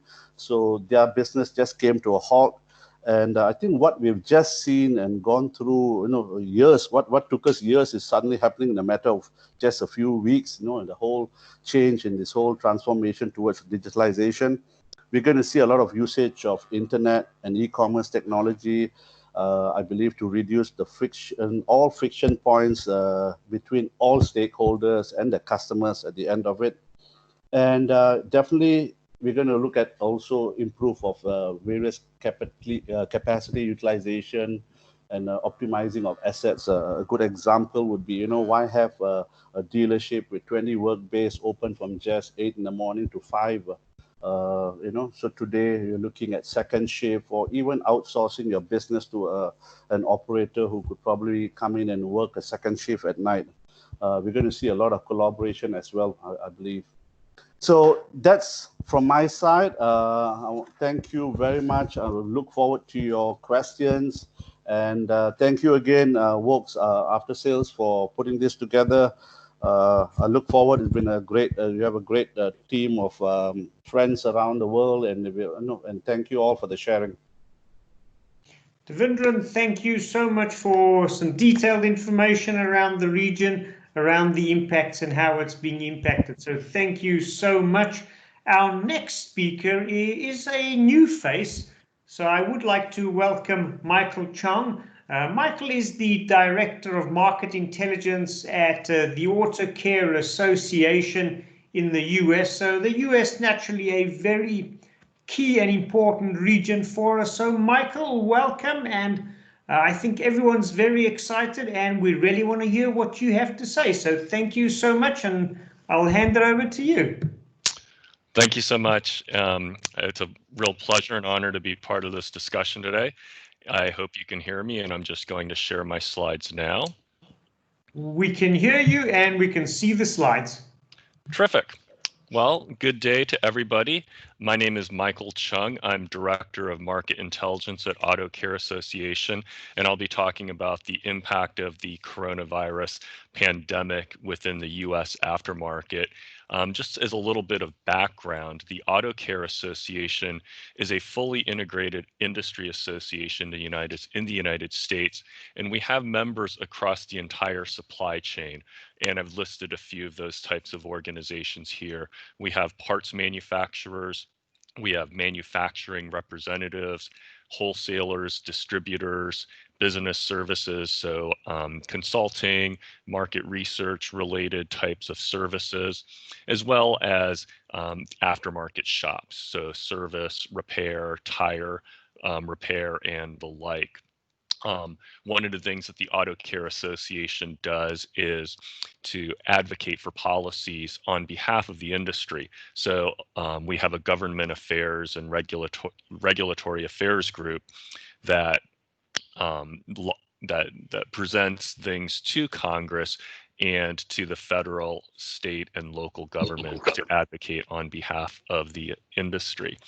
We have a number of communities and committees where we engage in discussions with our members. For example, there is the Automotive Warehouse and Distributors Association, AWDA, where a group of members gets together, and this tends to be shops, warehousers, distributors, to talk about things that they've been experiencing, particularly in more recent months with the pandemic. So I'll be sharing some anecdotes from some of the conversations there. And the bulk of my presentation is going to focus on a survey that we have been hosting for the last several months. It was about a 10 or 12 question survey, really asking our members, is the pandemic impacting your business? How so? What is your outlook? And we launched this in early April to our membership, and we've collected a little bit over 200 responses as of the beginning of this month. So I'll go ahead and go through our survey results here with just a little bit of backdrop in addition to what other panelists have provided with regard to the pandemic. So in mid-March is when shelter-in-place orders started occurring in large cities across the United States. March 17th, the chart here shows San Francisco traffic. I'm not sure if you can see my mouse cursor moving along, but the red line here shows average traffic during the week of March 16th through March 21st, day by day. So each bold vertical line is a 24-hour day. And the fainter blue-gray line was a year ago. So you can see a pronounced difference from 2020 to 2019 in San Francisco. And this is really representative of the entire country. And I'm sure many of you have seen this in your respective parts of the world as well. Nationally speaking, this is a chart from INRIX. They track transportation statistics from millions of vehicles across the United States. They have passenger vehicles, they have stats on trucks, long haul vehicles. This is a snapshot of relative passenger vehicle travel relative to February 29th this year, 2020. So that's the 100% index, if you will. And day by day, the amount of passenger vehicle travel. So I mentioned that stay-at-home orders were implemented around beginning March 17th in San Francisco and throughout the latter part of March throughout the rest of the United States. And you can really see the passenger travel drop to about 50%, give or take, of what it was previous to the pandemic, excuse me. So it kind of bottomed out around here in mid-April, and it slowly started to come back as phase one reopening of businesses has occurred. So I put this in the context of I wanted to provide this context for our survey. So we launched our survey the first week of April, and we've been having people take the survey, and I'll just share the results with you here. So with regard to has COVID-19 been impactful on your organization's investments? It really has. And the results here are showing that in the total population, 220 responses, and then I've split it up into smaller companies, 500 or fewer employees, and then 501 plus employees. I want to call out the distinction because in the United States, small businesses are typically deemed as those with 500 employees or less. So what I'm going to call out here throughout the presentation are some differences of note between, say, smaller and larger organizations, as well as different types of organizations. You'll see that in a little bit. And then differences as time has gone on. Say, if you took the survey in April as the pandemic was really taking hold, and does that differ from, say, the month of May as things have been more or less settled in? So what we're seeing here is that larger companies, we're seeing a big impact on their investments. So from the left-hand side, the yellow is not at all impactful to the greatest scale, extremely impactful, the orange on the right. And you can see there's a pronounced difference in terms of the impact on investments that larger companies have had relative to smaller companies. The types of companies that took this survey, a large proportion of them, I want to say about a third, are manufacturing companies. Another 20% or so were business services, and we had also a number of shops and manufacturing representatives, and maybe 20% were warehousing distribution organizations.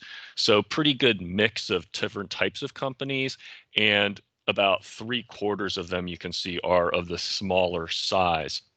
And what we've seen in conversation in our committees is that in terms of investments, that could be a lot of things to a lot of different people. But what we're seeing is this opportunity for shops that manage themselves well to perhaps stand out and differentiate themselves among their peers and competitors. And you hear things like, well, touchless service.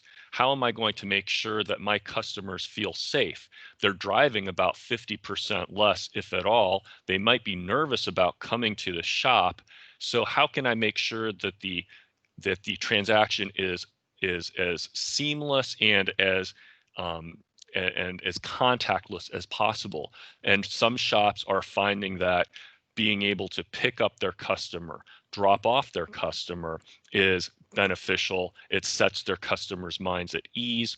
And then I mentioned loaner vehicles. Some shops who are investing in loaner vehicles to say, we'll pick up your car. This might take a couple of days for us to do the entire repair for whatever reason. It could be a complex repair. It could be that they're having delays on getting parts, but we're going to give you a loaner car for those couple of days.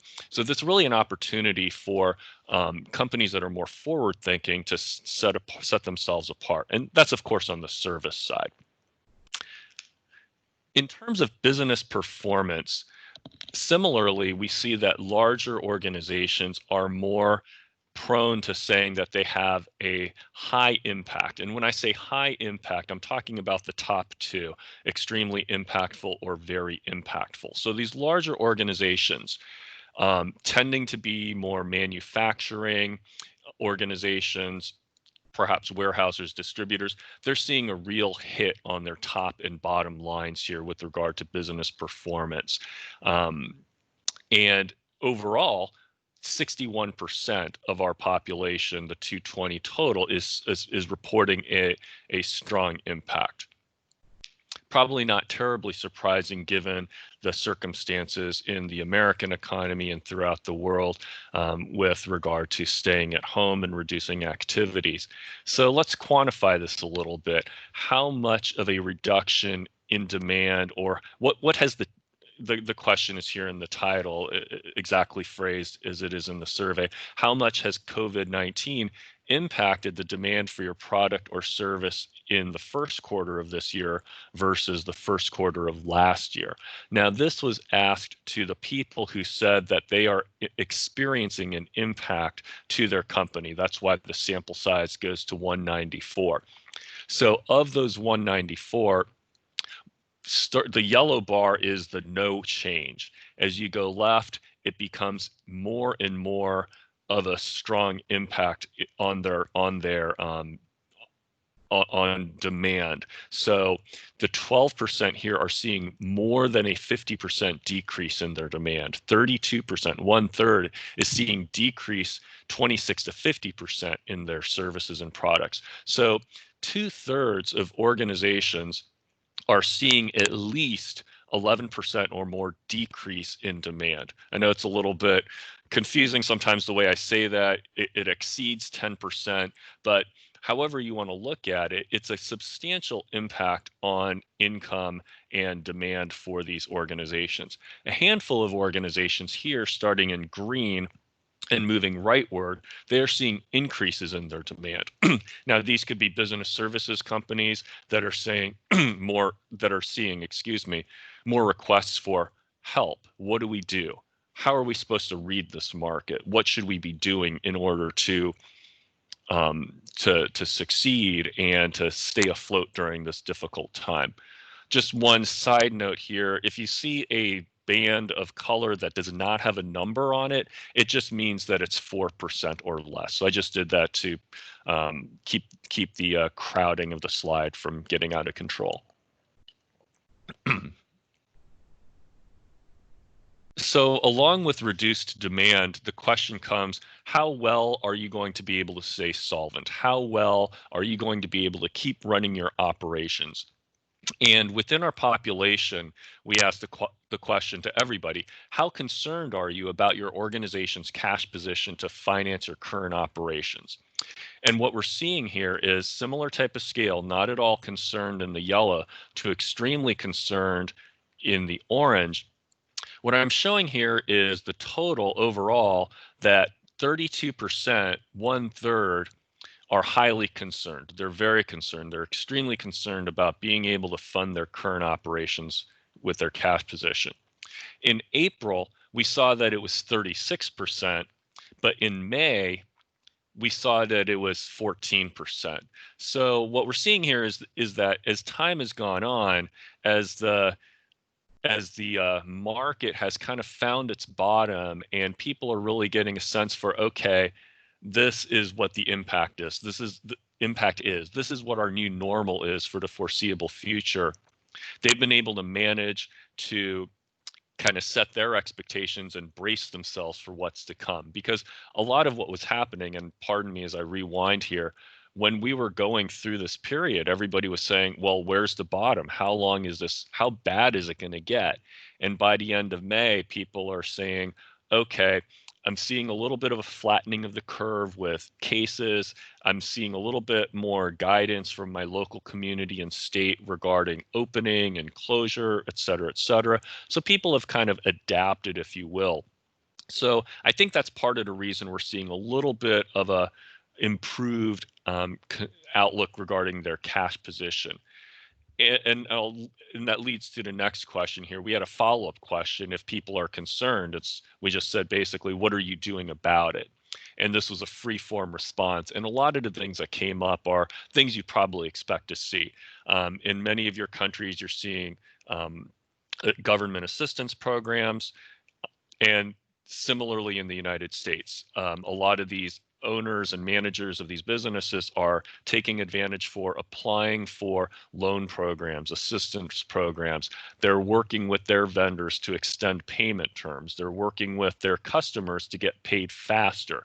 They're looking at their staff and figuring out, do we need to reduce salaries? Do we need to reduce benefits like 401k, retirement matching? We're going to minimize spending. We're going to just really run this as lean as possible. We're not going to hire people. So a lot of things are being done to manage the cash flow so that they are not in a precarious position. Now, this is a really complex slide, so I'll just try and walk through it a little bit here. We had this question. Congress approved a $2 trillion stimulus package on Thursday, March 26th. How helpful do you expect the stimulus to be for your organization? Now, this stimulus was targeted more for small businesses, so think 500 employees and less. And practically speaking, that's going to be a lot of your shops. It's going to be a lot of your small manufacturing facilities. And what I've done here is divided up the answers into the type of business that responded to this survey. So I mentioned before that we had a lot of manufacturers. That's about a third, 83. We had a number of business services. We had a number of warehousing distribution. I want to just call out on this slide the service, repair, body, and tire shops. Now, I just want to caution that it's a pretty small sample at 17 because I would just call this qualitative. So from a statistical robustness standpoint, this is more qualitative. It's not meant to necessarily be representative of all service and tire shops across the country. However, I think it's worth noting that these are the companies that are seeing the stimulus as being much more helpful to their organization. And you can probably imagine why. People aren't driving, they're delaying their maintenance, they're delaying their service, and they're concerned about taking their vehicle anywhere. So you're seeing a lot of receipts just go down with regard to sales and point of sales transactions at these shops. And this came up quite a bit in our committee calls where in, I want to say mid to late March, when our committee leaders were rounding up the warehousing, the distribution operations, the shop owners, there was a lot of commiseration. Like, I got $58 worth of sales yesterday, $58 in one day. But then a couple of weeks later, it's like, okay, business is starting to come back and things are starting to get better. It's not rainbows and sunshine just yet. We're still very much below our typical revenues, but it's starting to come back. And these are the smaller companies who are more likely to get some stimulus, some whether it's paycheck protection program or otherwise to help their small business out. So that's why I think we're seeing a little bit of a tick there. Now, on the flip side of that is, well, what challenges are you expecting to see as you come back? And there's a little bit of a dilemma for some workers because their unemployment benefits are such that if you're unemployed, you get $600 per week more than you normally would. So for some, that's more than they typically make. So it's this dilemma of, well, I'd like to go back to work, but these unemployment benefits are really hard to pass up, as well as the concern of, am I going back to a safe work environment? I know we're running kind of low on time here, so I'll try to keep buzzing right along here. And with regard to staff counts, I mentioned that what are you doing about this to manage your cash position? Similarly, has your organization made staff reductions? What we've seen here is, and I'll go through the scale, the yellow is no, we don't expect to. No, we may do so in the near future. Blue is yes, we've temporarily furloughed workers and expect to bring them back. Gray is we've temporarily furloughed them, but we're not sure if we're going to bring them back. And then orange is yes, we've laid off staff. What we've seen is that the larger companies are more likely to have laid off people, and the smaller companies are most likely to have not made staff reductions. And there's a couple of reasons for this that we surmise. One is if you're a larger company, if you're publicly held, you're going to be pressured quite a bit by your shareholders, by your stakeholders to trim, cut to the bone, and make those really tough decisions. On the small employer side, there might be that awkwardness of family relations, very close relationships, and it's really hard to cut somebody from your team who may be related to you. As well as the governmental assistance programs often require you to not lay off staff in order to receive those benefits. And how much of a staff reduction has there been? So this is asked to the people who have furloughed or laid off staff. What percentage of your staff has been, in fact, been reduced? What we're seeing here is that the larger companies, now this is 34 companies that have laid off staff that are 500 or more than 500 employees, excuse me. A quarter of them have actually reduced their staff by more than half. So pretty big figure there. And then overall, what we're seeing is that about half, 50%, have reduced their staff by 10%, by less than 10%, or 10 to 20%. Similarly, has your organization closed any of its facilities? Green is no, we don't expect to. Blue, no, but we might do so in the near future. Yes, we have temporarily. We expect it to bring it back online. Yes, orange is yes, but we're not sure. The larger companies are most likely to have closed a facility, and it probably makes sense. If you're a small shop, you may not have more than one facility. This tends to be the manufacturing facilities that perhaps can alter their production cycles, as well as if you are a manufacturing facility and you have an employee who became sick, you may need to shut down operations for some time, take that facility offline for a deep cleaning. With regard to supply chain disruptions, from not at all disruptive to extremely disruptive, about half are saying that it is somewhat disruptive, very disruptive, or extremely disruptive. And one thing that we're thinking about and keeping an eye on here is your fulfillment. Is your first call supplier able to get you the products that you need? Are you having to fulfill your product orders and needs from another channel? And e-commerce has certainly grown quite a bit. I've heard reports of e-commerce going up 38% in the warehousing and distribution circles. Just a couple of last slides here is one, well, how long do you expect this impact to last? And 3 months or more. And this is total, the month of April and then the month of May. What we're seeing is that blue is 91 to 180 days, gray is half a year to a year, orange is more than a year. 3 out of 4 are saying this is 3 months plus.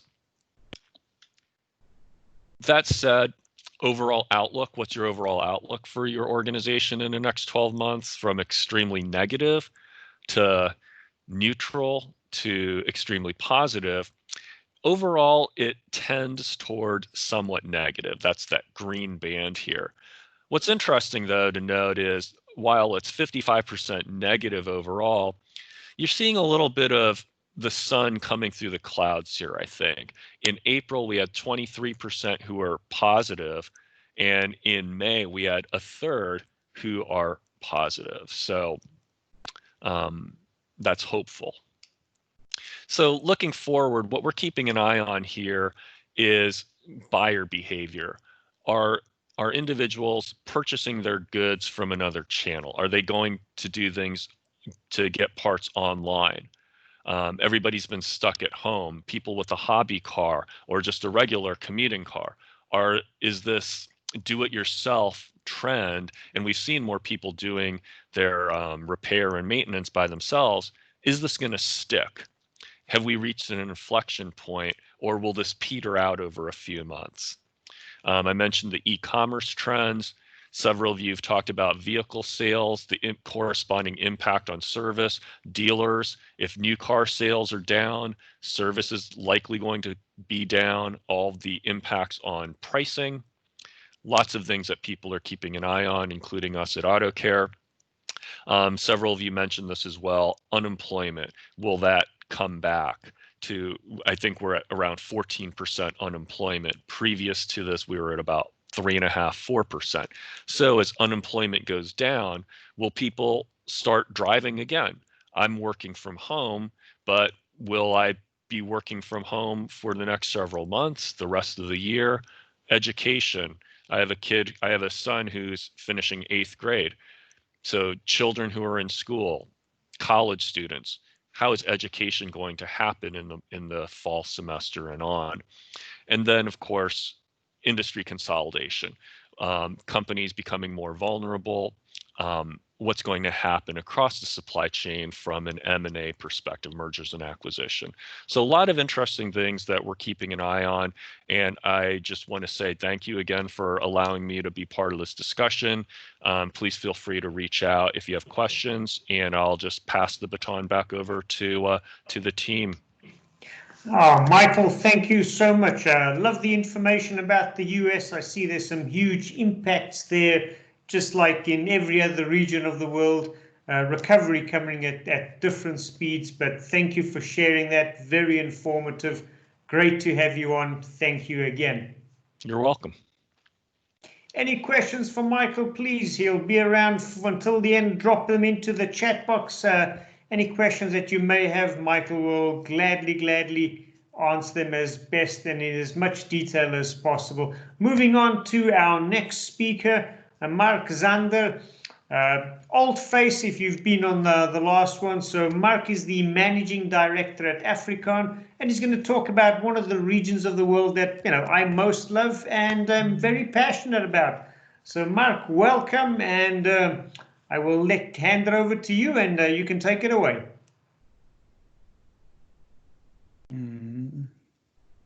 Yep, we can hear you. Just go to, there you go. That's looking good. And if you can go on to it, perfect. We can. Yeah, just a second. Hi, Roberto. And Mark, while you're sorting that out, if I understand correctly, you're on vacation. Yes. I hope everything is okay now. You should see my screen. You should see me. You should see and hear me. Yes, being on vacation, I've been following the latest news on most of the markets. Thanks for inviting me. I'll be short. I know we're a little bit over time, so I'm going to be a bit quick on the Africa side. Thanks for the invite. Yeah, let's have a look at the African region where COVID-19 and Corona have come last, I would say. From our perspective, we've been closely looking at the African region for some time, on the automotive side especially. And as some of or most of you already know, we are Africon as a specialized consulting company with sole focus on the African region.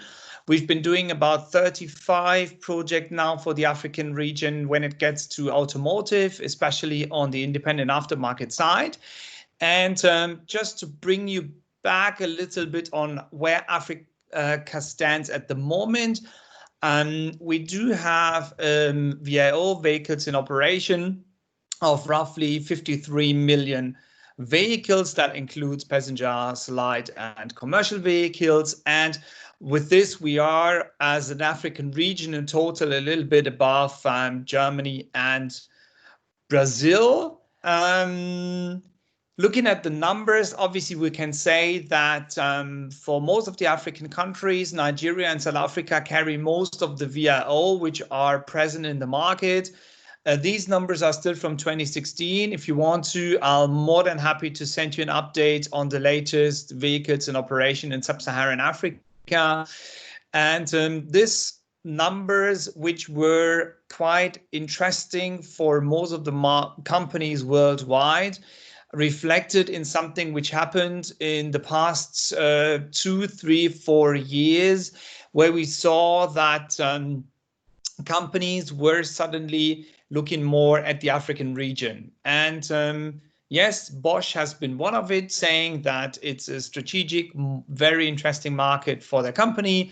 Schaeffler also wanted to be part of the Africa growth story. And there was a news shocking in 2018 where the Handelsblatt, one of the most reputable newspapers in Germany, announced that Nigeria is buying more European cars than Russia. So this has all led to an increased interest on the African region for some time, and has also led to the fact that a lot of commercial vehicle manufacturers have started to locally assemble. Car companies have to start locally assemble. A lot of companies have decided to move further into the African region. And now I want to come to the topic of COVID. Obviously, this for the moment has stalled, has a little bit back to where people are currently pausing their motivation for Africa. However, I have a lot of questions in how we see Africa as a situation. As you can see, we have very, very few cases compared to global cases on the African region. Obviously, with one of the regions and some of the markets where Corona has come very lately to the market, and there are some rumors why the numbers are very low in Africa.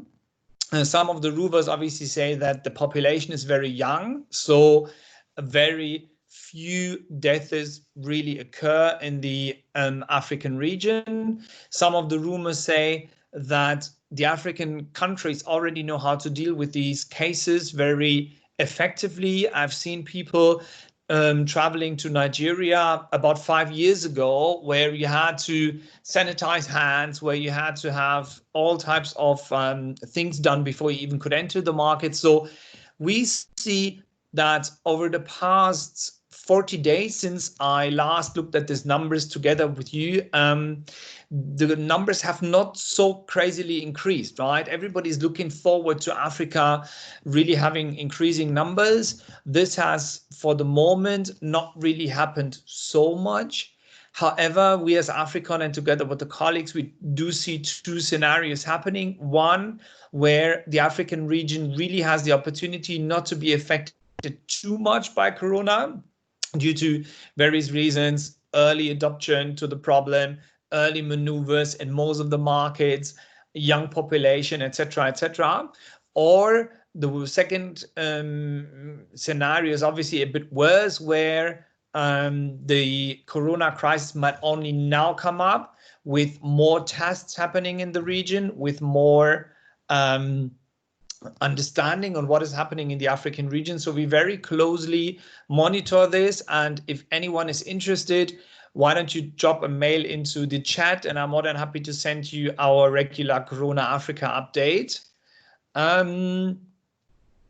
As you can see, now getting into a few markets, you can see that the new car sales in the South African market, and this is obviously one of the biggest markets, has been going down by 35%.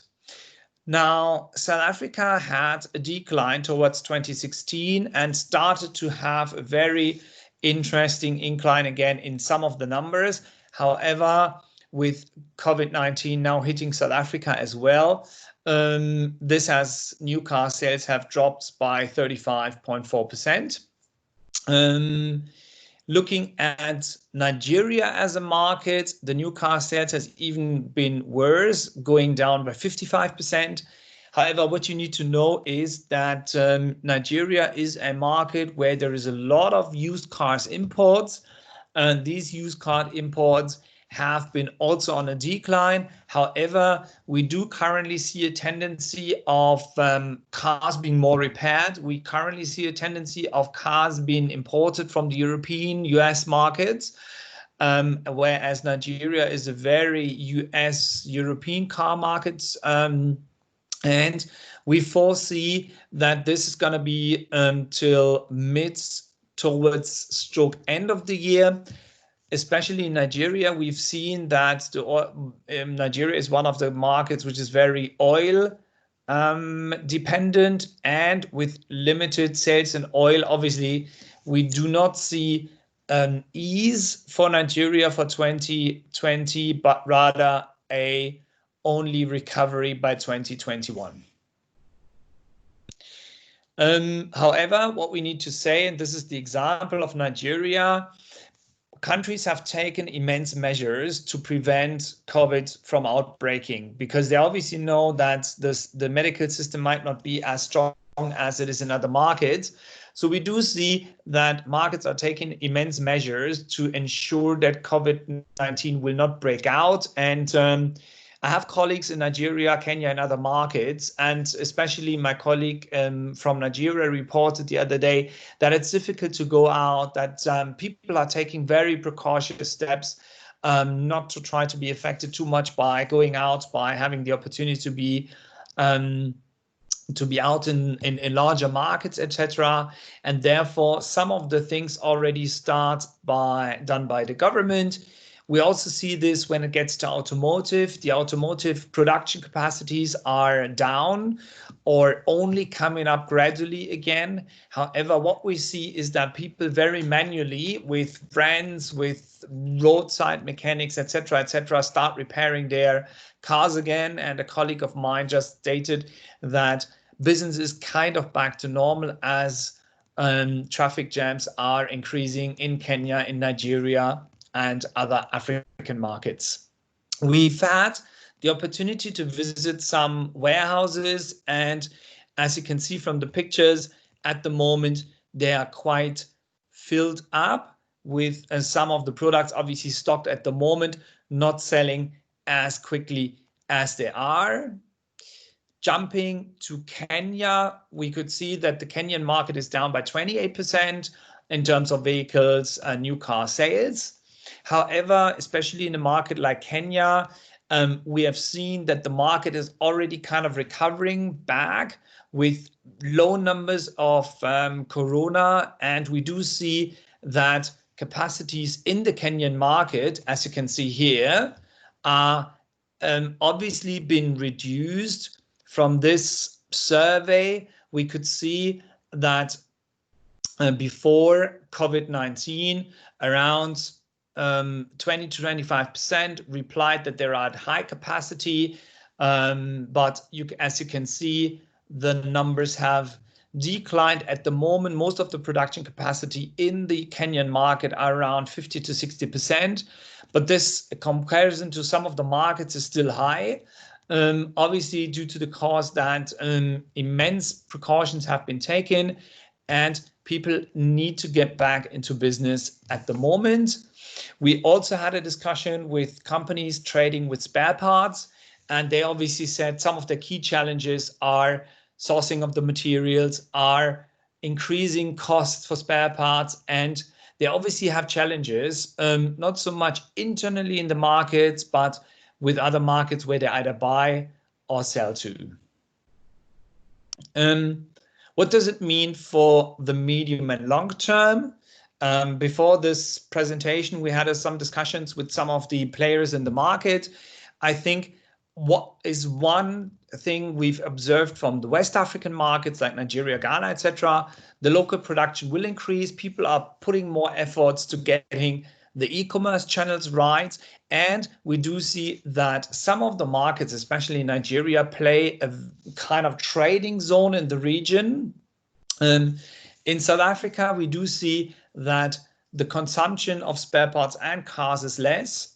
We do see that we have more loss of trust into the government at the moment, and to whomever I speak on the South African market at the moment, they see it as very critical and taking a long time to recovery.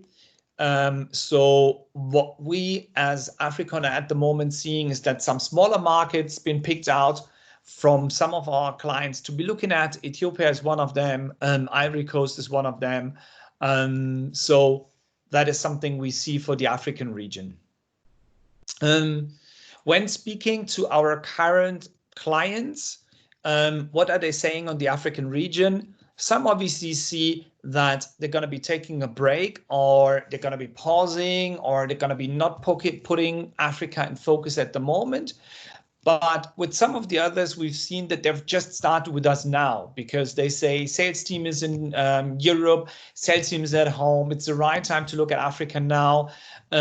We are having the time to do new strategic measures.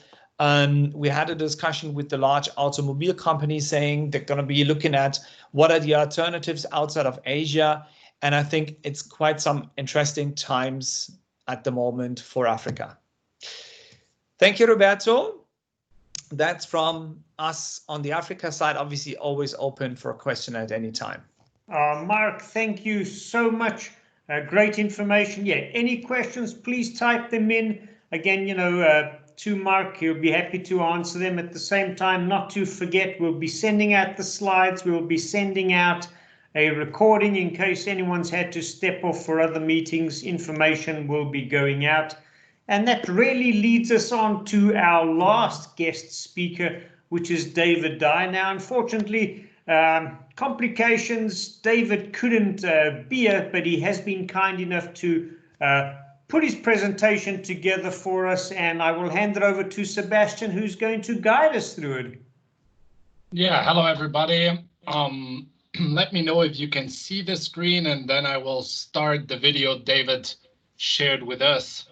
So enjoy the China market and their way out of the COVID-19 crisis. We can see, but we can't hear.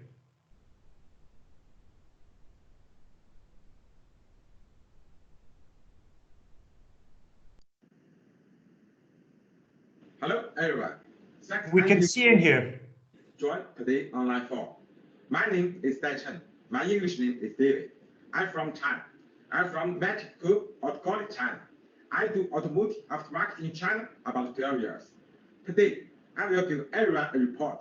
The topic is how China automotive aftermarket players getting out of the coronavirus crisis situation. Let's begin. In December of 2019, the number of Chinese selling cars was about 261 million. So it's very big. China is about to surpass the United States as the world's largest automotive aftermarket country.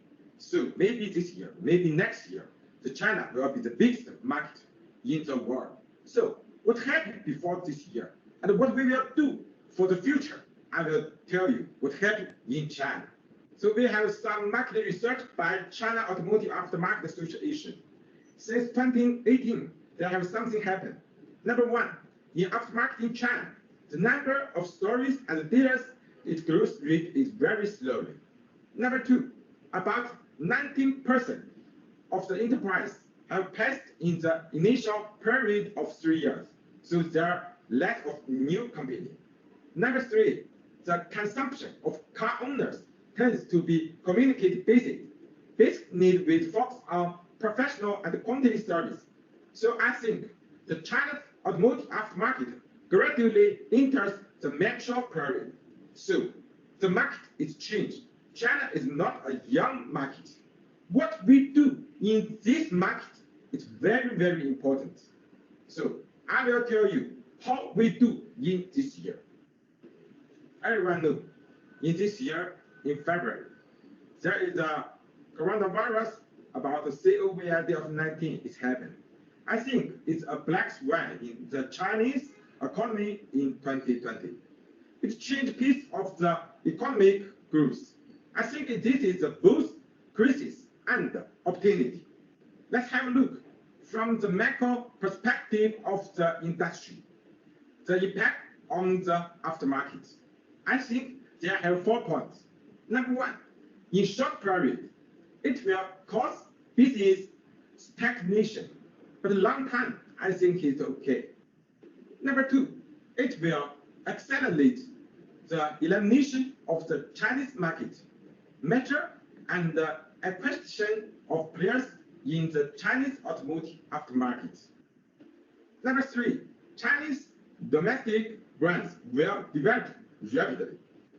Number four, the industry will accelerate the development of digitalization and standardization, as well as stimulating the high demands for the education. So I think this is for the macro perspective of the industry. Next, let's see from the operating date the impacts on the aftermarket. February, all business suspensions. About 90% of stores and dealers in China cease operations.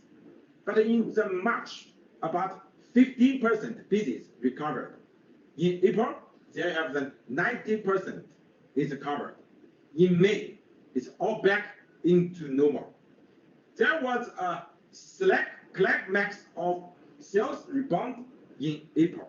So what we do in China market, what the China market happened, I will tell you, everyone, what they do. So everyone want to know, what did the Chinese automotive aftermarket players do in the epidemic? I will tell you. The first, I will show the graduate workshops, what they do. They have 6 points. Number one, to establish the disinfection system and announcement to make the store clean and tidy, to improve the store's operating environment in order to impress car owners as a safe and clean store.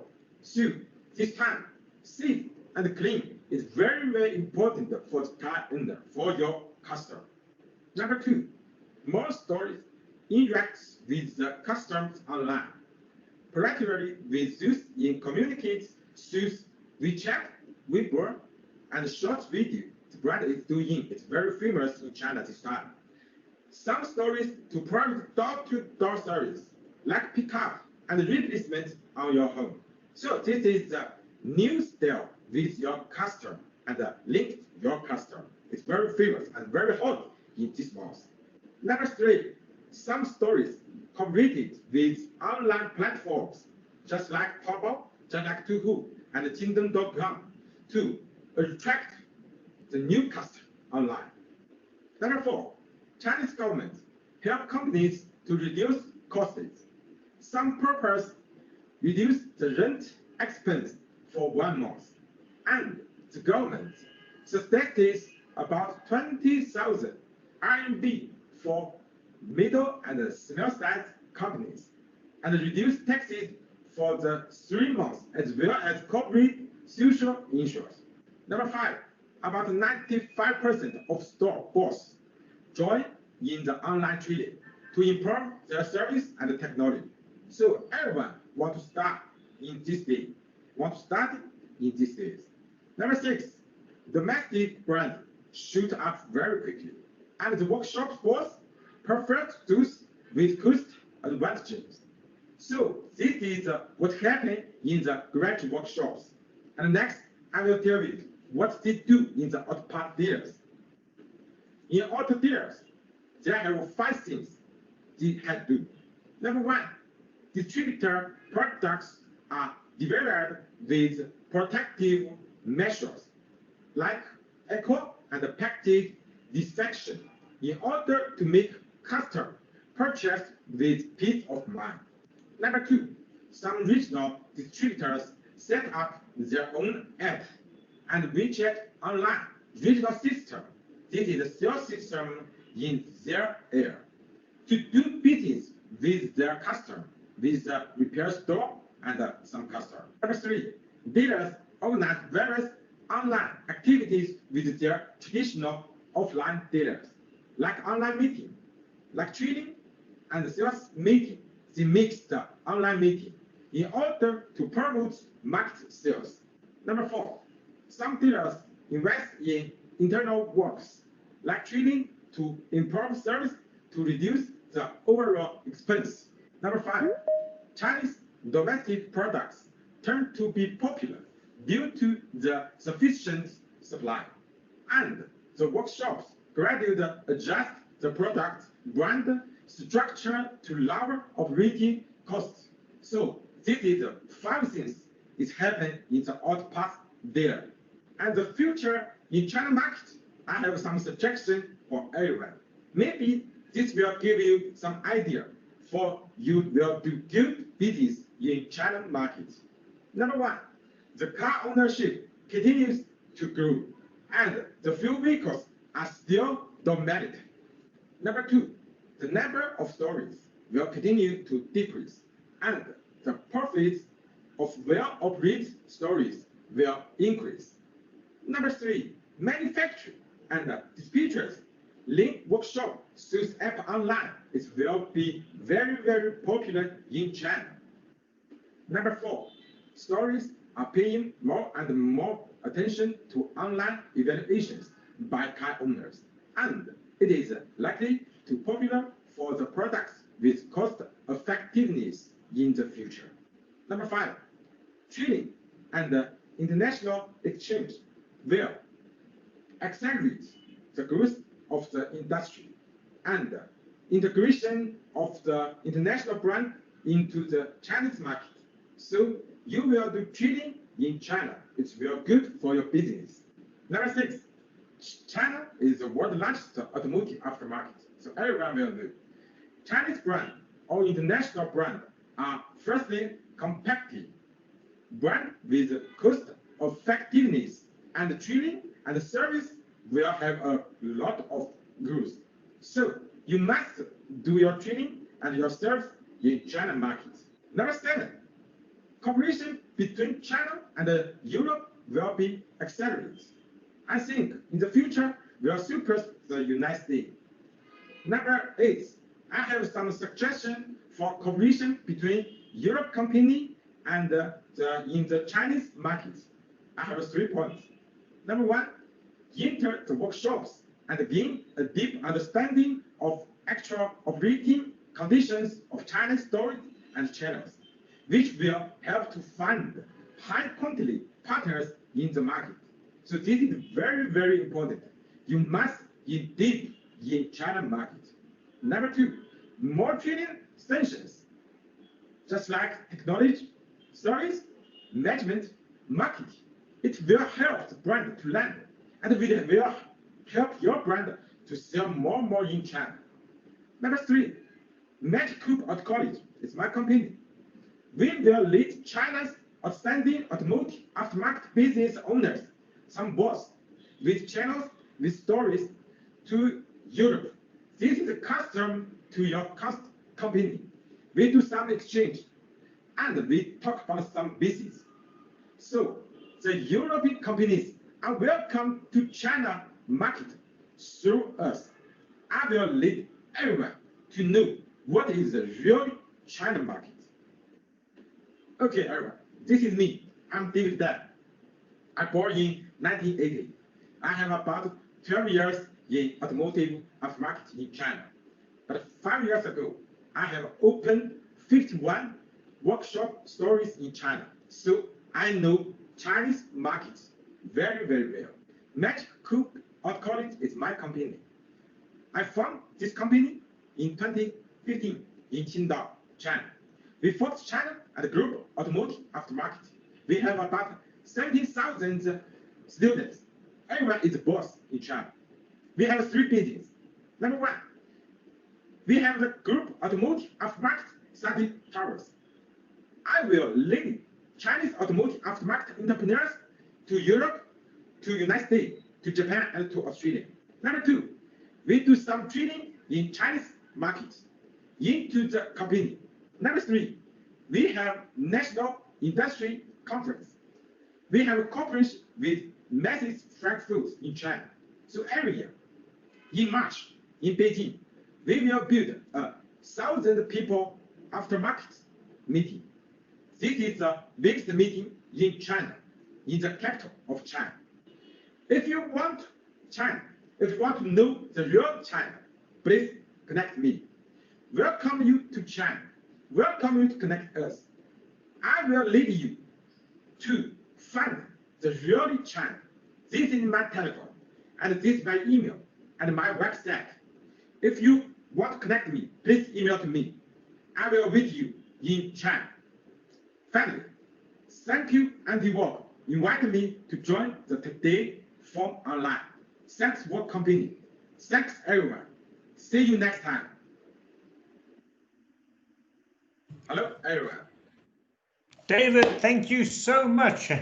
It was great to have you on, even if it was a bit more virtual than the rest of the live afternoon. So, that really starts to conclude today's forum. And I just want to again, say thank you to absolutely everyone for taking the time to join. I'm sorry we did run longer than initially planned, but I think it was well worth it with all of the additional information. So thank you all for joining. As I said, any last questions, if you think of something over the weekend, please contact us. We'll quite happily, put you in contact with the speakers. We'll provide the information, speaker information, all of the slides, as well as a recording to the video. So keep a lookout in your inbox. It's probably going to take us 2 or 3 days, but you'll certainly get it by the end of the week. So in that case, I just want to say thank you to everybody. Thank you to all of our speakers. Thank you for giving up your time. Thank you for sharing the information. And in that case, I can only say thank you to everyone. Have a wonderful evening